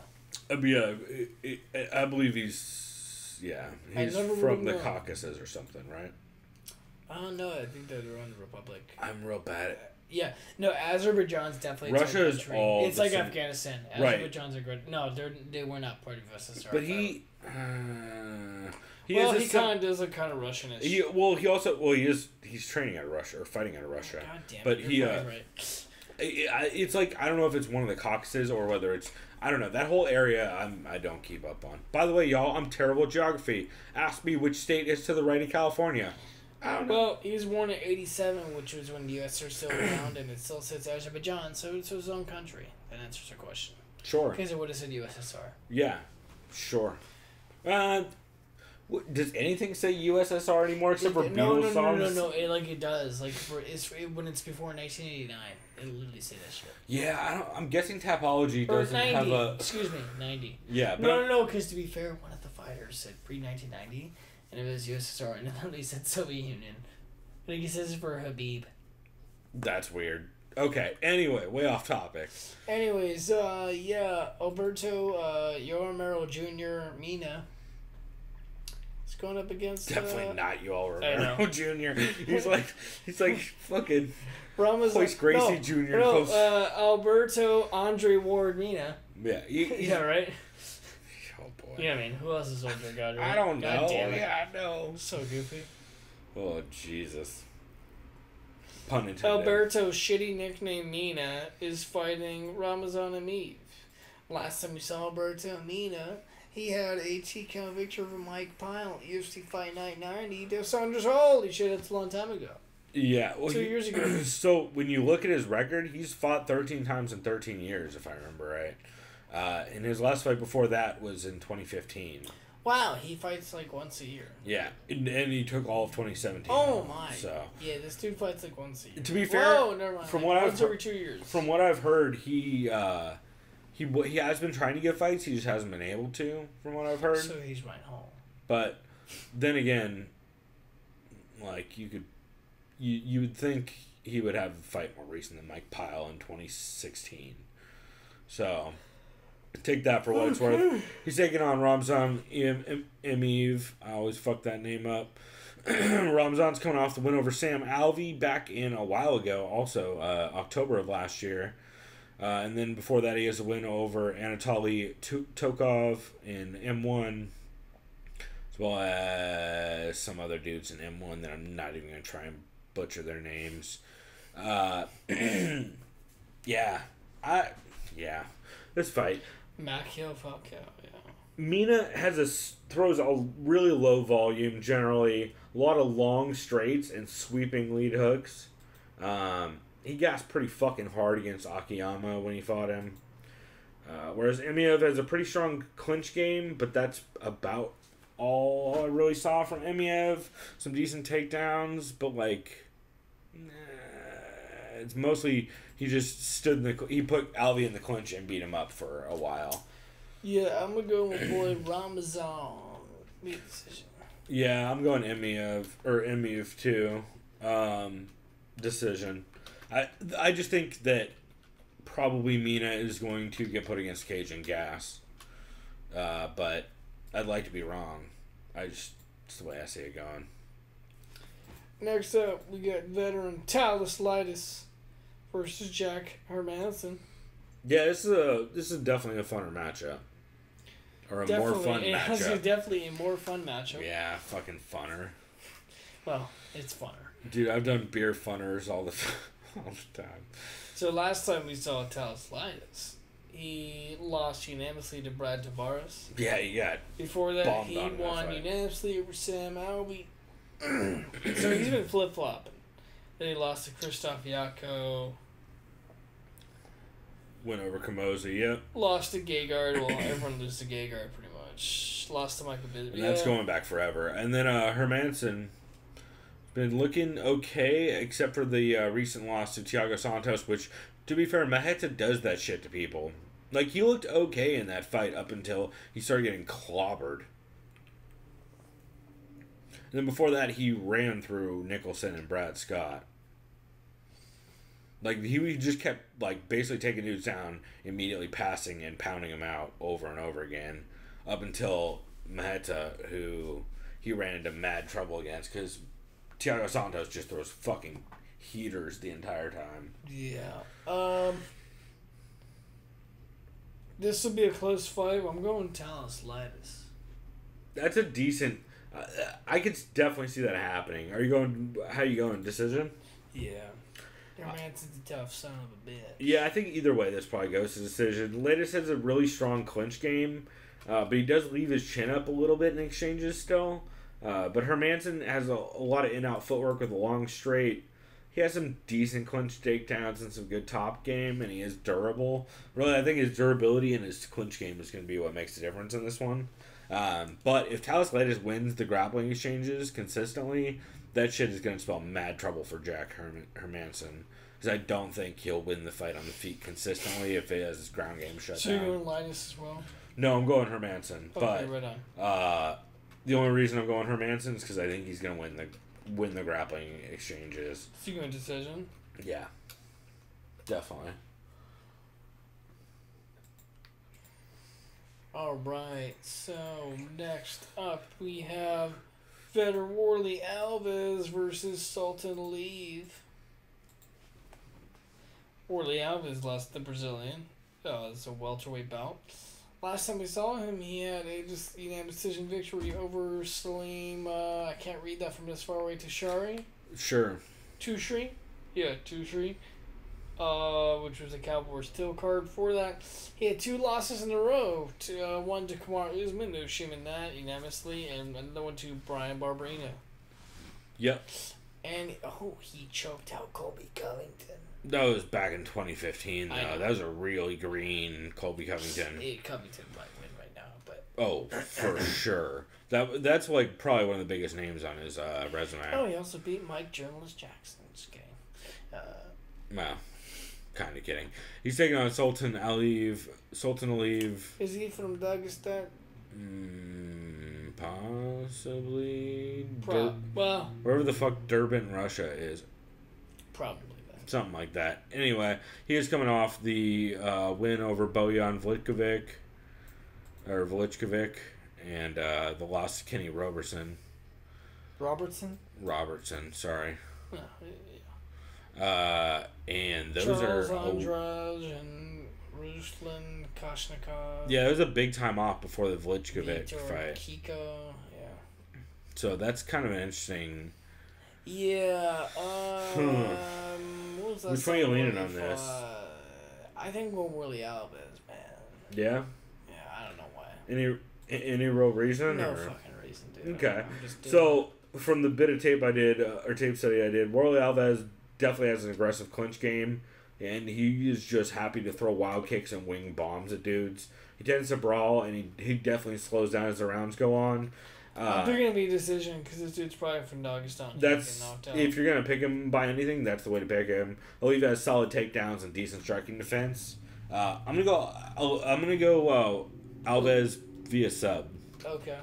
I just think that Olive got way too close to getting caught against whoever was it, Tashiri maybe. He got way too close to getting caught in his last fight, and I think this is just gonna be a worse matchup than that. So I'm gonna go via sub, probably late second, something like that. That's a good call. So next up we have a welterweight bout between Elisu Zaleski, Brazilian. Yeah, Elisu Zaleski dos Santos. Going up against USA's Sean Strickland. Yep. Tarzan. Last time we saw Elisu Zaleski, this guy, wow, he beat Max Griffin. He's a young, good talent. Which was a wild fucking fight. They beat the shit out of each other. Before that, he fought against Lehman Good, who had been caught for roids. Lyman, but yeah. And then Kita Nakamura before that. And Nakamura, wow. Yeah, so that's a Impressive tough little grappling stretch. United States, Sean Strickland. Out of Henderson, Team Quest. Right. Had a last fight victory against Court McGee. Before that, lost unanimously to Kamaru Usman. No shame in that. Holy real. shit. Counts about between Tim Means for that. Went over Tom Breeze, Alex Garcia. Some solid wins, so. Yeah, he lost Santiago Ponzinibbio back in the day. Yeah, way back 2015. Yeah, man, I'm gonna go with Elisu Zaleski, man. I can't pass up that resume. No, I'm going Elisu Zaleski dos Santos mostly off of his. Number one, he has a good ground game. Number two, the way he looked in the fucking. Sub. Okay, I'm going. I don't know. No, that's a decent I pick. actually have no idea. I'm going TKO because his Max Griffin fight was so fucking crazy. Max Griffin barely survived the first round just because of the bell. Max Griffin then came back out and caught. Wait, did you say TKO or decision? TKO, definitely. Max Griffin came back out in the second and caught Dos Santos with a bomb.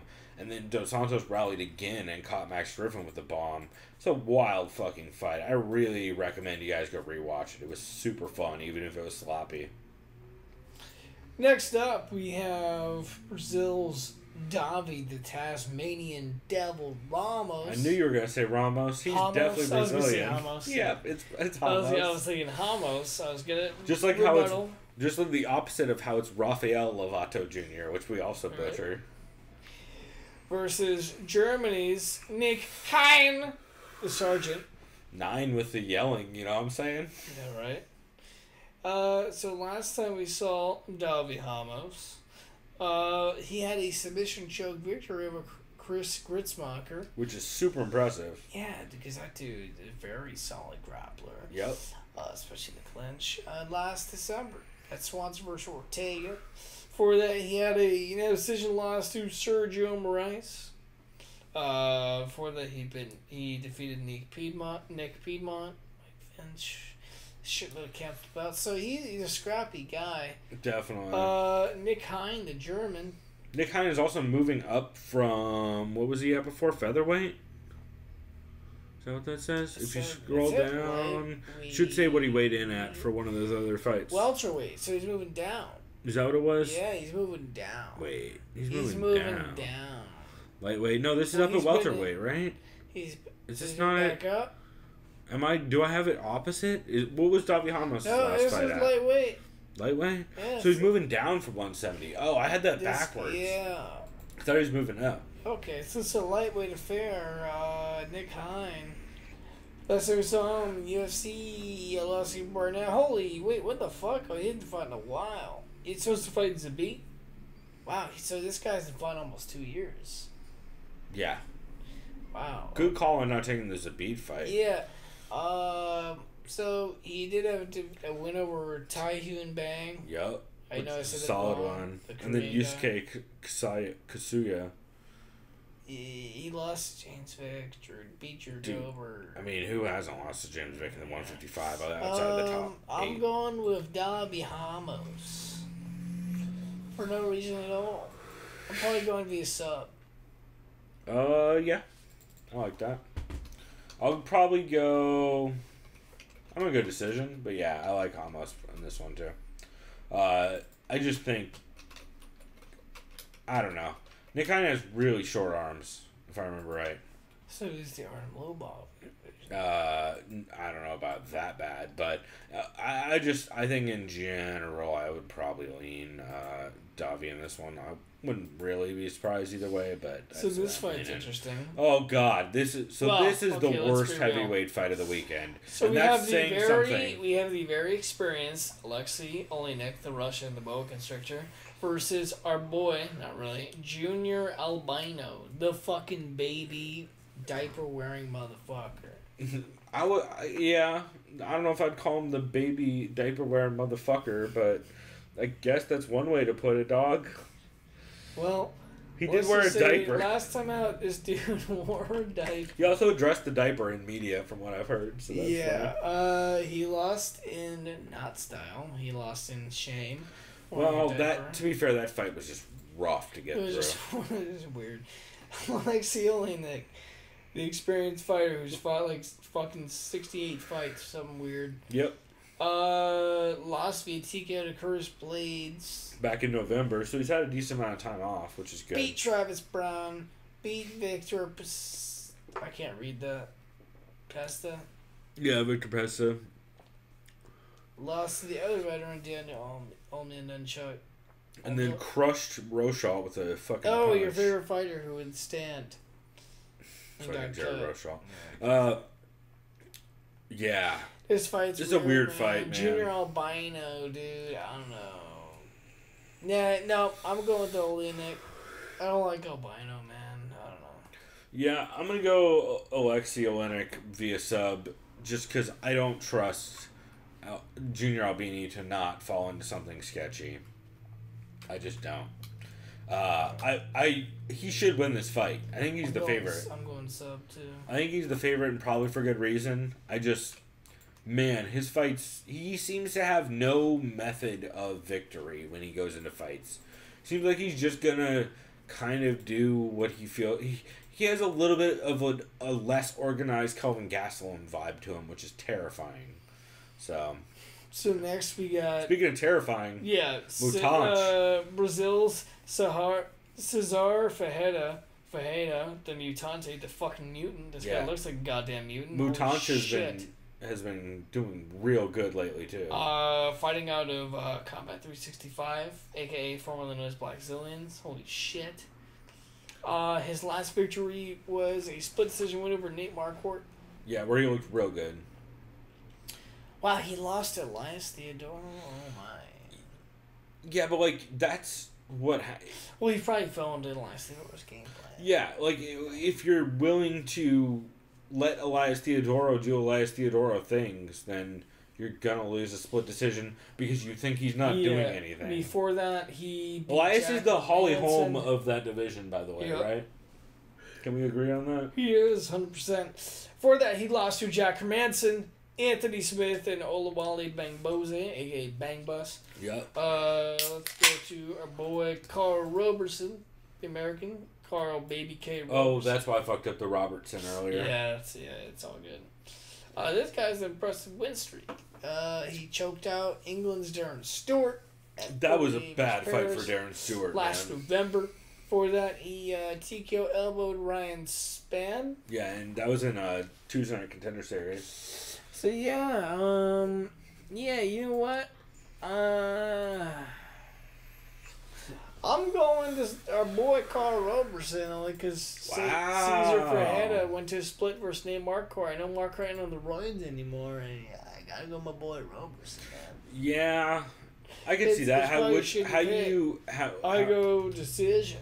Okay, I'm taking Ferreira probably via choke. Go back to Ferreira's record. No, scroll down. I'm gonna go decision. Roberson's slick enough on the ground that I think he'll be able to defend himself.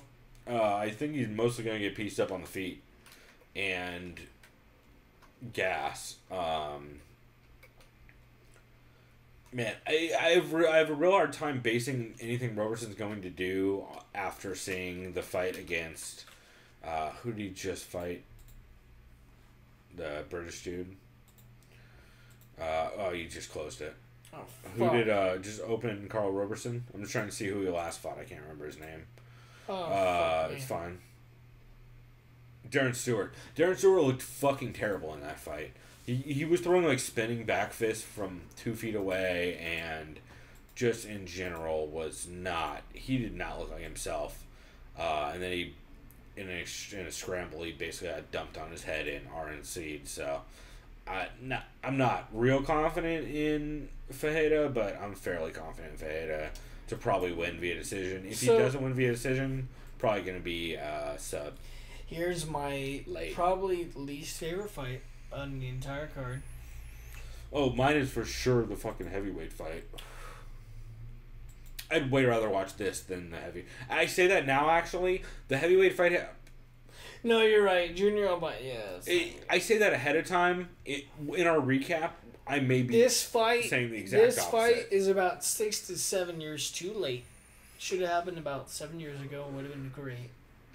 Yeah. It should have happened during the Machida era, is what you're saying. Yeah. This is not a good fight at all. Well, it's a good retirement fight for Vitor. That's adorable. He's not retiring. It's just his last fight. Yeah. You got Lyoto the Dragon Machida, who won a split decision victory over Eric Anders. I don't really know who won the fight. I watched it, and I couldn't really score. Honestly, you know what? They should have called it a draw. That was a weird fight. I could see a draw. They should have called it a draw. I need to watch it again. If I think about I watched it. Yeah. I watched it in preparation for this, and I still am unsure. I mean, I'll tell you one thing. I think Lyoto probably won the first round. Probably. But, like, that's the only one I'm real confident on. I need to watch it again. It's really razor thin. Vitor the Phenom Belfort, last time I saw him, won a unanimous decision victory with Nate Marquardt, which was not unanimous. I mean, they also didn't do anything. Well, you know what I mean. But I'm sorry, that was bullshit decision.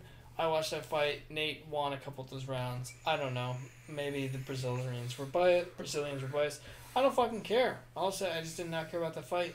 For that, he got knocked the fuck out by Kelvin Gastelum. It was overturned because of the Devil's Lettuce, which is comedy. As you will. Yeah. Yeah. So before that, losses via KO to Gegard and Jacare as well. Yeah, man. I really don't know how to fucking actually predict this fight. It can go either way, dude. This is a weird fight. I still can't believe you lost to Brunson, man. That was like the fight that I thought Lyoto was going to win. Yeah, you know what?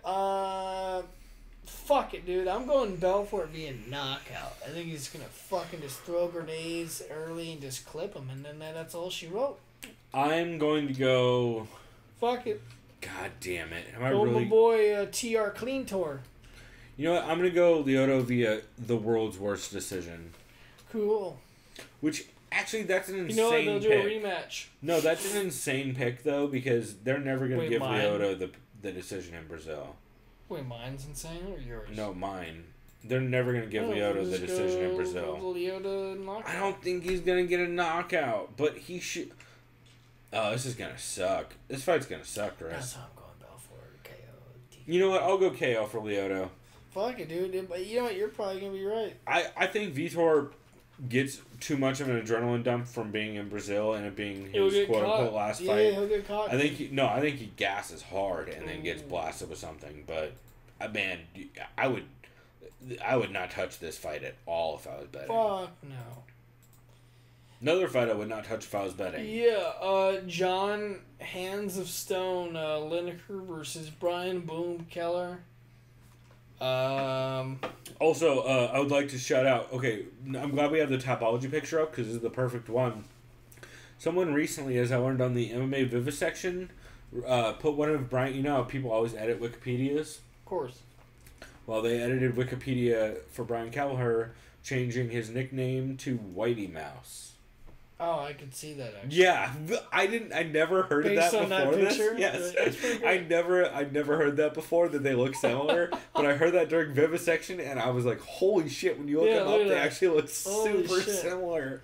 So John Lineker is Pretty fighting great. against Whitey Mouse. Last Brian time Callahan. we saw John Lineker, he actually lost to John Dodson. Just kidding, he beat him. Excuse me. No, last time we saw him, he beat Marlon Chito Vera in a, well, Pretty dominant.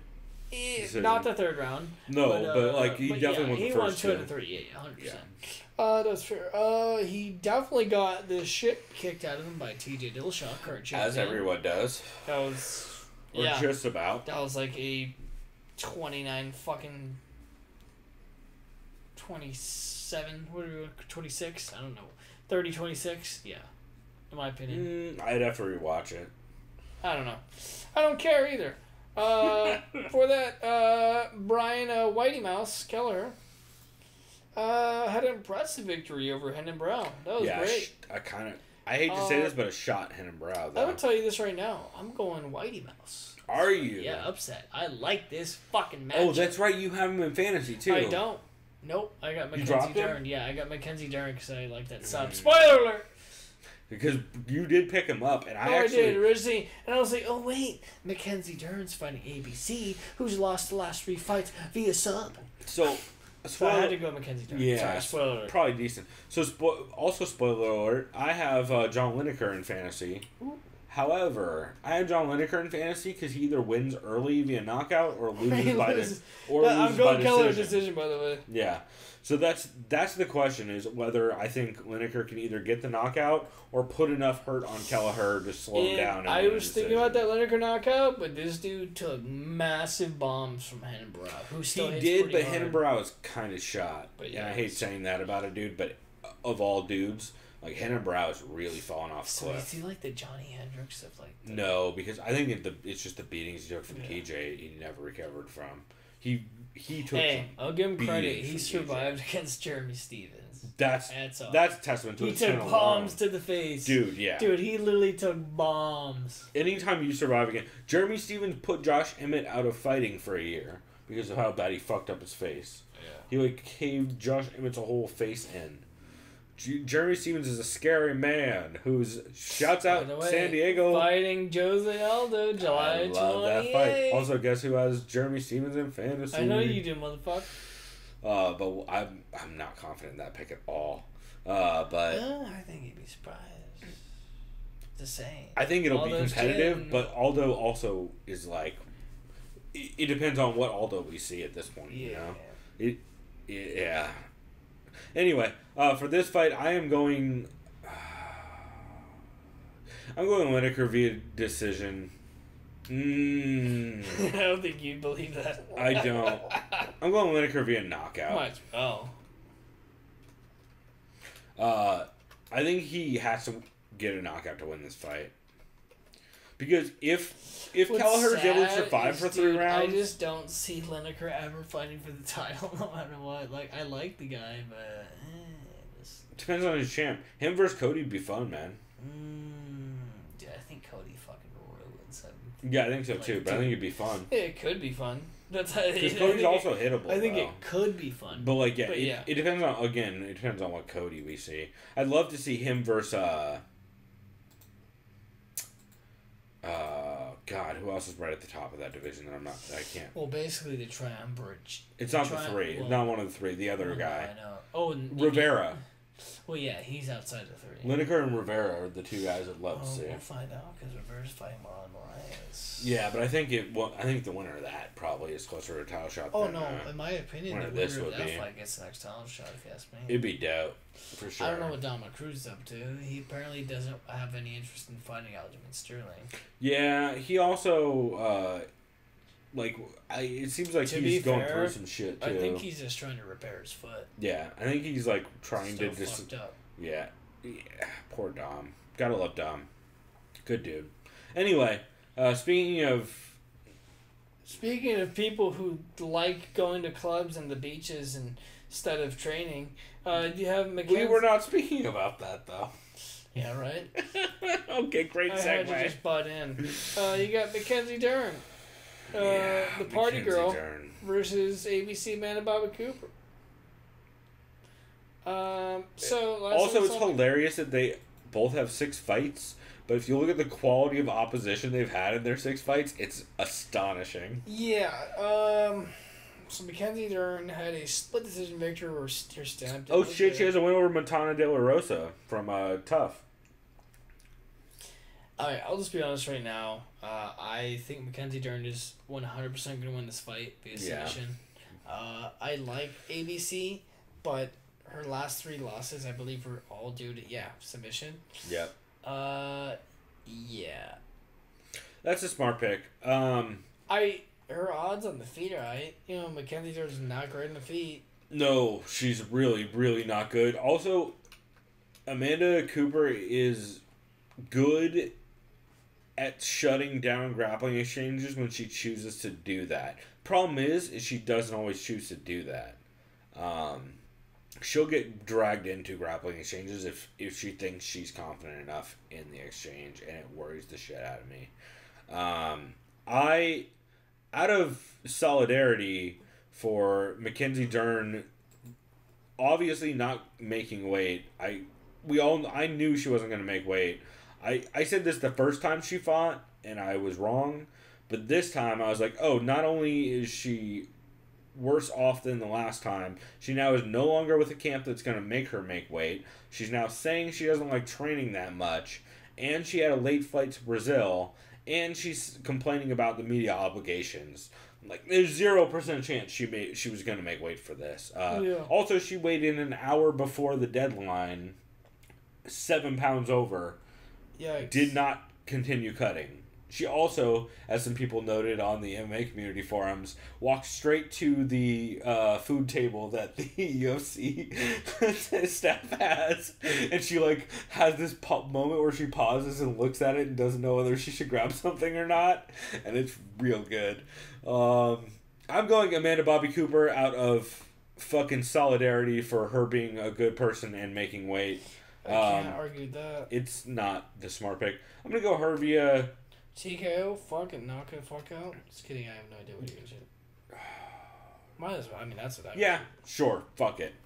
I already would say her fucking. So far this year, out of the, I think it's 10 or 11 fights that. This is what's gonna happen. Knowing Mackenzie Dern, since she already said fuck everyone and just decided not to make weight at all, she'll just win via sub, and then either no one cares and she'll have to move to flyweight if she missed that bad, or maybe she'll just not. She has to move to flyweight. So she would fly, or she's gonna get knocked the fuck out, and then you still move to flyweight anyway.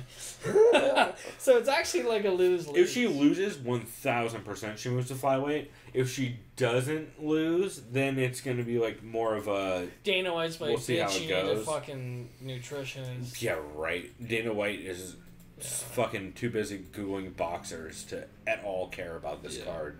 Football, you want to do a bet on whether Dana will be in the audience? Fuck you, Oscar. Dude, fuck. I will bet you a 30-pack that Dana White does not show up to this card. I don't want to take that bet. Yeah, no one would, because it's easier than the Mackenzie Dern's gonna miss weight bet.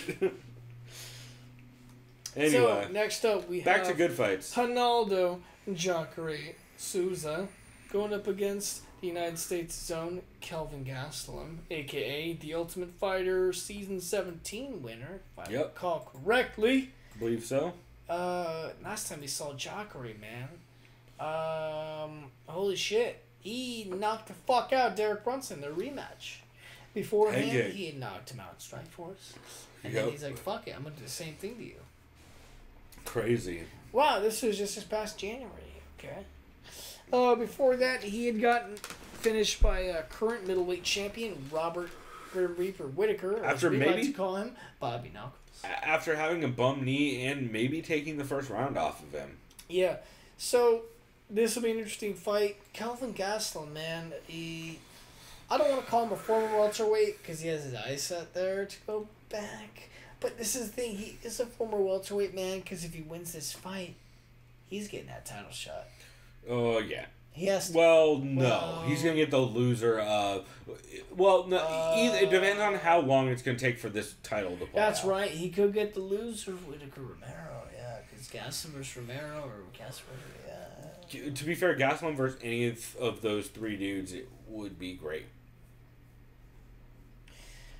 Last time we saw Gastelum, he knocked Michael Bisping the fuck out in China after Bisping had got... Or I say three dudes. Well, I forgot Rocco's moving up.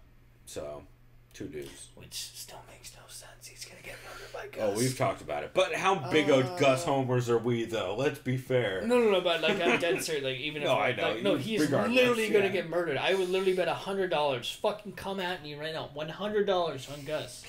I will fuck. Well, it doesn't make sense because he'll be the heavy favorite anyway. Going But yeah, that's what I'm saying. It doesn't make sense. You'll win $5 off You have to be like bet. $1,000. Fuck you, and then like someone's like, okay, bitch. I mean, well, maybe even not. No, I don't think anyone's there. Yeah, I'm actually going Kelvin Gastelum this fight. I know, Really? Yeah, Jacare's fantastic. I don't know. I like Kelvin's wrestling. I just like him on the feet, man. I know Jacare's. I don't know. I just got that 3-rounder, feeling, too. man. I just got that fucking feeling. Do you think he's Dude. going to clip him with the straight left? Yeah, it's that fucking left jab, dude. Or the left. That's, Left straight? Or left straight, yeah. Because you got Southpaw. the jab too. Yeah. Yeah. I just like this matchup for Kelvin, dude. Like, goddamn. I could see it. I got him, via TKO, dude. He's gonna knock. You think second or third? Third round? It'd be third round for sure. Jacare, tough son of a gun. Yeah, and that's Don't the get me thing. wrong. Can Jacare? Fuck yeah, Jacare can win this fight. You fucking kidding me? Do I think he'll finish Kelvin? No, Kelvin's tough son of a bitch. If Jacare's gonna win, he's gonna ground decision. If I keep him on the ground, I don't know. I'm really torn about whether or not Kelvin is going to get into grappling exchanges with Jacare, because I think he is. He will. When He he's did with Chris defending, Weidman. But I think he'll just try to. I think he's gonna. Yeah, but bad. dude. That's what Bobby Knuckles did, dude. He's at that former welterweight. Shut down That the first fast, round yeah, and then that clip him. fast fucking clip. I think it's gonna be just like the Bobby Knuckles That's fight. a decent point. Dude, how good would Kelvin Gastelum versus Bobby Knuckles be? It'd be That's an awesome fight. Amazing fight. Alright, you fucking sold me on this. I'll take Gastelum. I'm going to take him via Decision, probably. That's probably the smarter. But, well, to be fair, whenever you pick knockout, it's not really. I mean, unless he's like fucking Anthony Johnson. Dude, I feel like... I mean? Yeah, Or some even shit. saying that, though, I feel like I'm wrong. I feel like Jacare wouldn't be a sub, but I'm going to... Well, I mean, it's up to you, unless you want to just. No, I'll stick with it. Well, you can always change it tomorrow morning. I will. If you want. I will probably change that tomorrow. all good. If you guys ever want my official picks or Chris's official picks after we record this podcast, you can always check out the MMA Community Monsters Pick'em thread. If you go to the MMAcommunity.com, we always go and post our picks in that thread, and that is I post those. You generally do too, like right before the events. So if you ever Thank you want for like reminding me I gotta do that. yeah, if you ever want like our tomorrow morning. most updated picks, that's going to be the one. And by the way, for all the listeners, Bellator tomorrow, is that at the same time? Same time. Fuck. I'm going to be running dual screen, yeah. Okay, I'm gonna have to. Yeah, you may have to. If you want to come over, Wait, we can wait, watch wait. it over here. Yeah, I'll just probably do that. Because I'm going to be running Bellator on the small screen and UFC I'll probably on just the do big that. We'll one. just be here. Cool. We'll do that. We'll get some pizzas and fucking maybe I'll get you. Oh, Yeah. you know what? Actually, we'll be hanging out in the MMA community thread if you guys want to join us in there. They always do live threads for each of the shows. So if you want to hang out and talk shit, we'll be there. So the main event of the evening. Do I have some things to say, Chris? the Lioness I have Nunes so many things to say. versus Rocky Pennington. Last time we saw Amanda Nunes, she beat Valentina Shevchenko in a close split decision victory. Yep. Who did you think won that fight initially? I I scored it for Nunes. Barely. I did too. I don't want to say barely because that's insulting. The problem but, is I score every time you ki, you lose points. When I'm scoring, that's why Holly Holm has never won a fight in the UFC, as far as I'm concerned, yeah, right. where she hasn't knocked someone out. I mean, she won the Ronda fight. Let's not get crazy, but she definitely lost the fight against Rocky. We'll put it that way.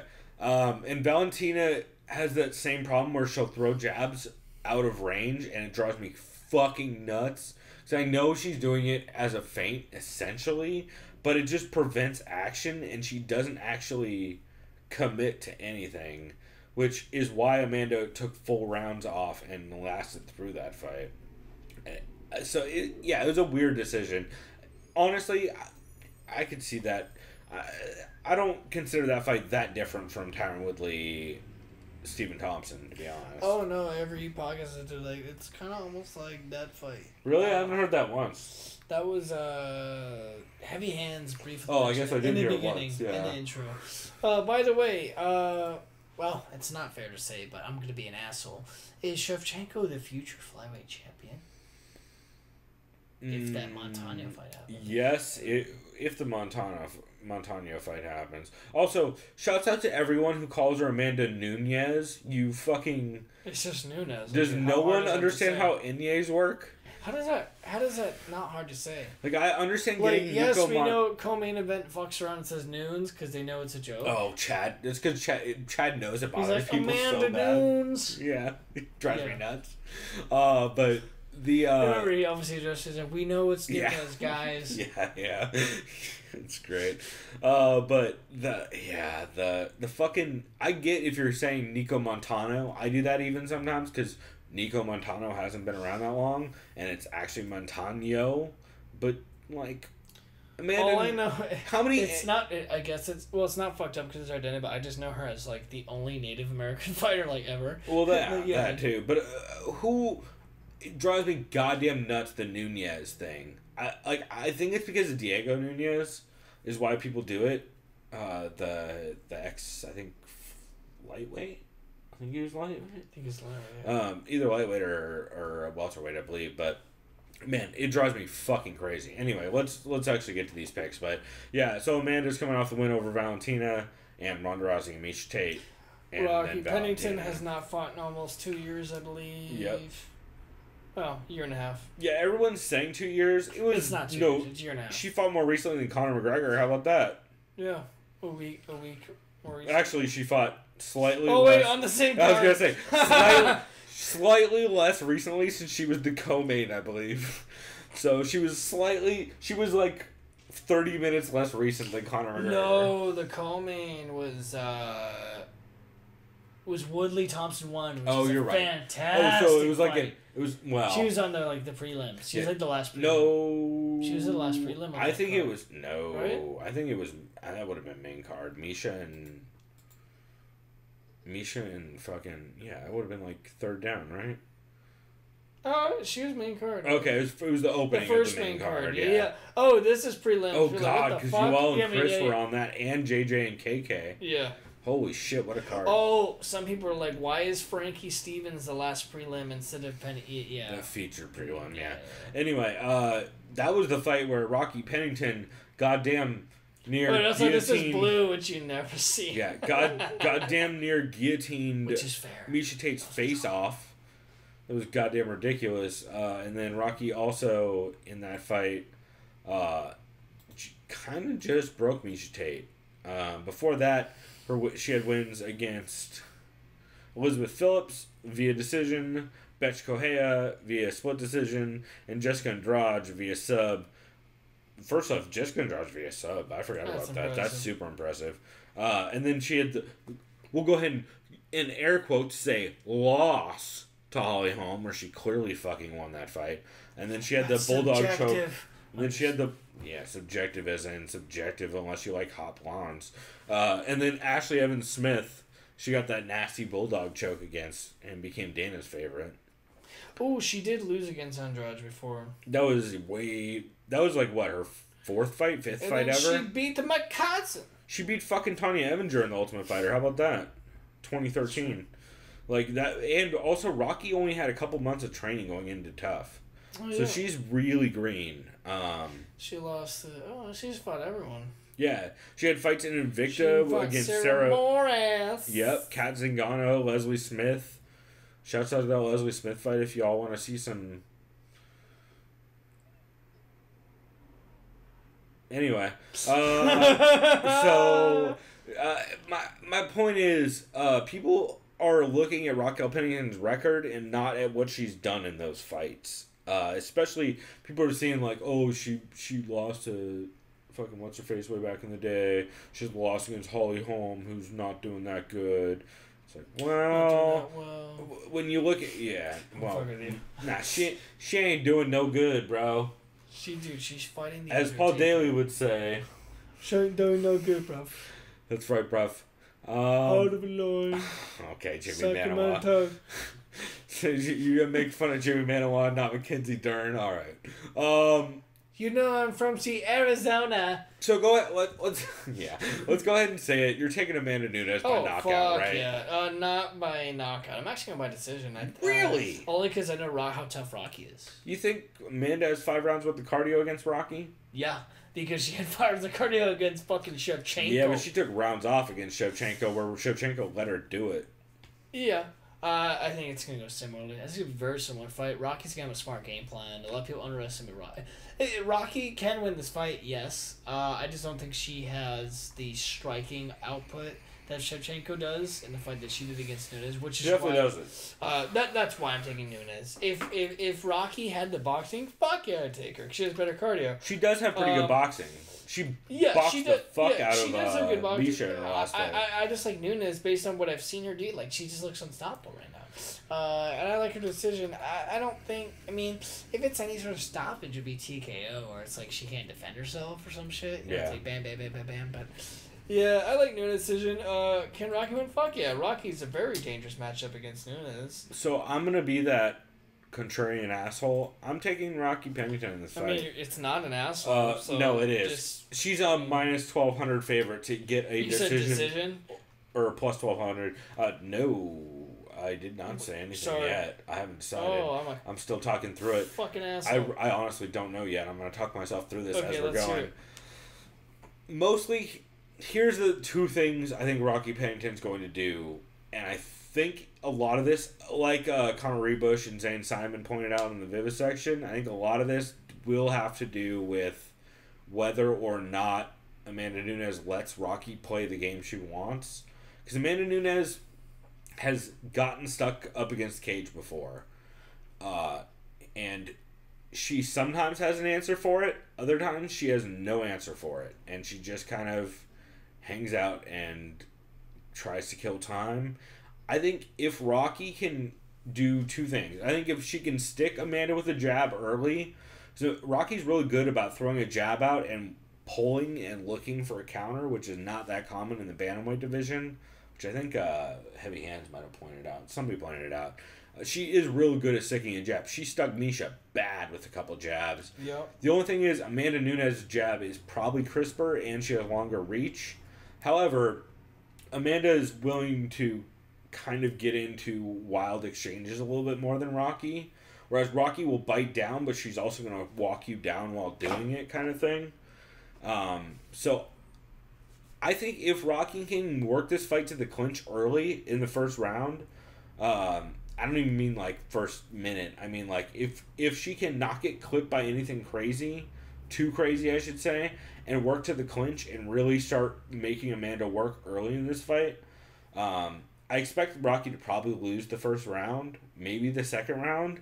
But if she can get Amanda to bite on a lot of jabs and pulls, as well as work the clinch game, I totally see a path for Rocky taking this into deep waters, baiting Amanda out enough to where Amanda will throw bombs and taking her. I can see Rocky catch her in a guillotine. At least Amanda's shooting and trying to falling into a trap and fall Rocky down. has nasty guillotines. I can see it. I'd be more curious about Rocky just Randy Couturing the fuck out of her, which is kind of my call in this. I think she's kind of just going to Randy Couture the shit out of Amanda in like the third, fourth, and fifth. Excuse me, if Rocky wins this, it makes that division pretty interesting. Super interesting, right?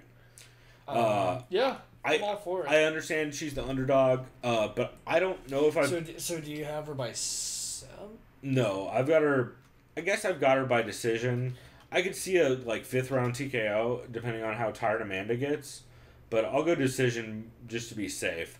But the real thing I'm looking for in this fight is, can Rocky keep a pace or enough of a heavy grappling pace to really wear on Amanda and take her cardio from her? Yeah. Because if she can push the pace enough, which she will do, she'll walk girls down. Like Holly Holm, 3rd round, she just started walking at Holly Holm being like, fuck this, I know you don't have any of the pop that you did early, and I'm just gonna shut your game down, put you against the cage, and punch you in the head a lot.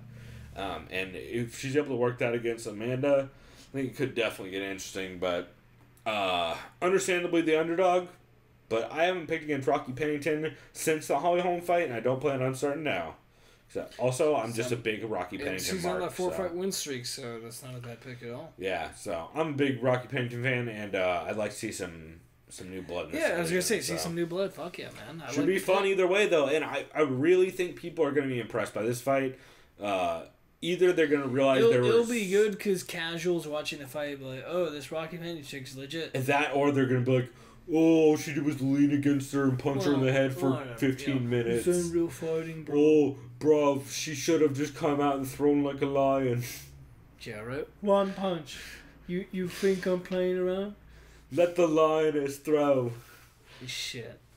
Oh, either way, it should be a fun one, man. But cool, I think that wraps up this breakdown. Anything else you wanted to cover specifically? You got anything coming out? Well, I did buy my own DSLR camera. Killer sale at Costco. Only $500. Wow, yeah. Nice. So I figured if I'm gonna start shooting on my own, might as well start kind of on the lower end because obviously I'm not a professional photographer. Yeah, so but no, I'm not gonna invest $1,500. Yeah. And yeah, so this whole summer I'm just gonna be shooting whatever I can, whether I'm going to concerts or venues or amateur shows, anything, man. Sports action stuff. Well, I was going to say baseball games, anything. I was going to say for sure you guys can keep an eye out for last year. Like I talked about, I went actually. I think in the description. You know what I should do. We should make another Twitter handle where it's TSOV Pod Photography or coverage. Oh, we can just put it up on a regular one. Well, yeah, we can just do that. But yeah, I mean, yeah. But yeah, maybe like a subsection. For sure, but also on the website we will. I want to cover the next Summerfest card that takes place at the Delmar Fair. That'd be dope. Because you can, it's just open like who first come first serve on seating. That's right. So I had like all those dope pictures of Sam Alvey coaching. We saw Sam. And I actually tweeted Sam Alvey asking him if he's going to be there this year. He's like, I haven't heard anything yet, but we're always on the card. So I'm guessing he'll be down there with a bunch of his fighters. So look for some of that coverage coming up. Maybe we'll apply for some credentials for Epic Fighting or some of the MMA shows down here. But cool, man. So keep an eye out for that. We will have some of that coverage coming up. As always, you know what?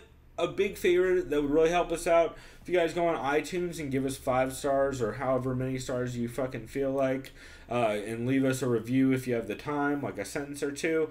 Evidently, that really helps us get new eyes on the show, which we are always looking for, of course. You guys can follow us on Twitter, TSOV Pod. I've been pretty active on there. Me and Judo Bill are always going back and forth, making fucking jokes about how Mackenzie Dern just got her first scale and all kinds of dumb jokes. Also, Judo Bill last week, I should shout out, now I should have mentioned this earlier, Judo Bill, we asked about the throw Fedor had. Ooh, yeah, that judoka. Yeah, so he gave us a breakdown of, I believe it's an outside trip. I'm not even going to try and butcher the name of it, but Judo Bill's great. He also said that he sent me a video, and it's the exact same footage of his daughter in a judo class hours before that fight, hitting the exact same throw. Oh wow, that's fucking great. So low key, you guys keep an eye out for Fedor because me and Judo Bill decided this week we're pretty convinced that he is streaming kids judo tournaments just to get tips. And that's why the FBI is after him in New York. So keep an eye out for that. Look out for Fedor streaming kids judo. If your kid's in judo in the U.S., look out for a bald man with pretty blue eyes to be walking around in a cool sweater. And yeah, shouts out to that. I thought that was hilarious. But we'll go ahead and wrap this here. As always, you guys can shoot us an email, chris@thesoundofviolence.com or sovpod@gmail.com, and let us know what podcasts we should be checking out or ones that we're sleeping on. And, yeah, go join the MMA community. They're great. It's a cool forum. Everybody's super nice. Come hang out with us on Fight Night. We're going to be doing the live Fight Night thread for 224 and Bellator. So that'll be a blast. But we will go ahead and wrap this here. Is there anything else you wanted to shout out? No, man. I'm just stoked to be here tomorrow. It's going to be great. Yeah, it should be fun, man. So, till next time, everybody. Go do something decadent, and we'll let our boy Mustachio Sammy, who's working on some new stuff for us, take us out with the heater. Bye.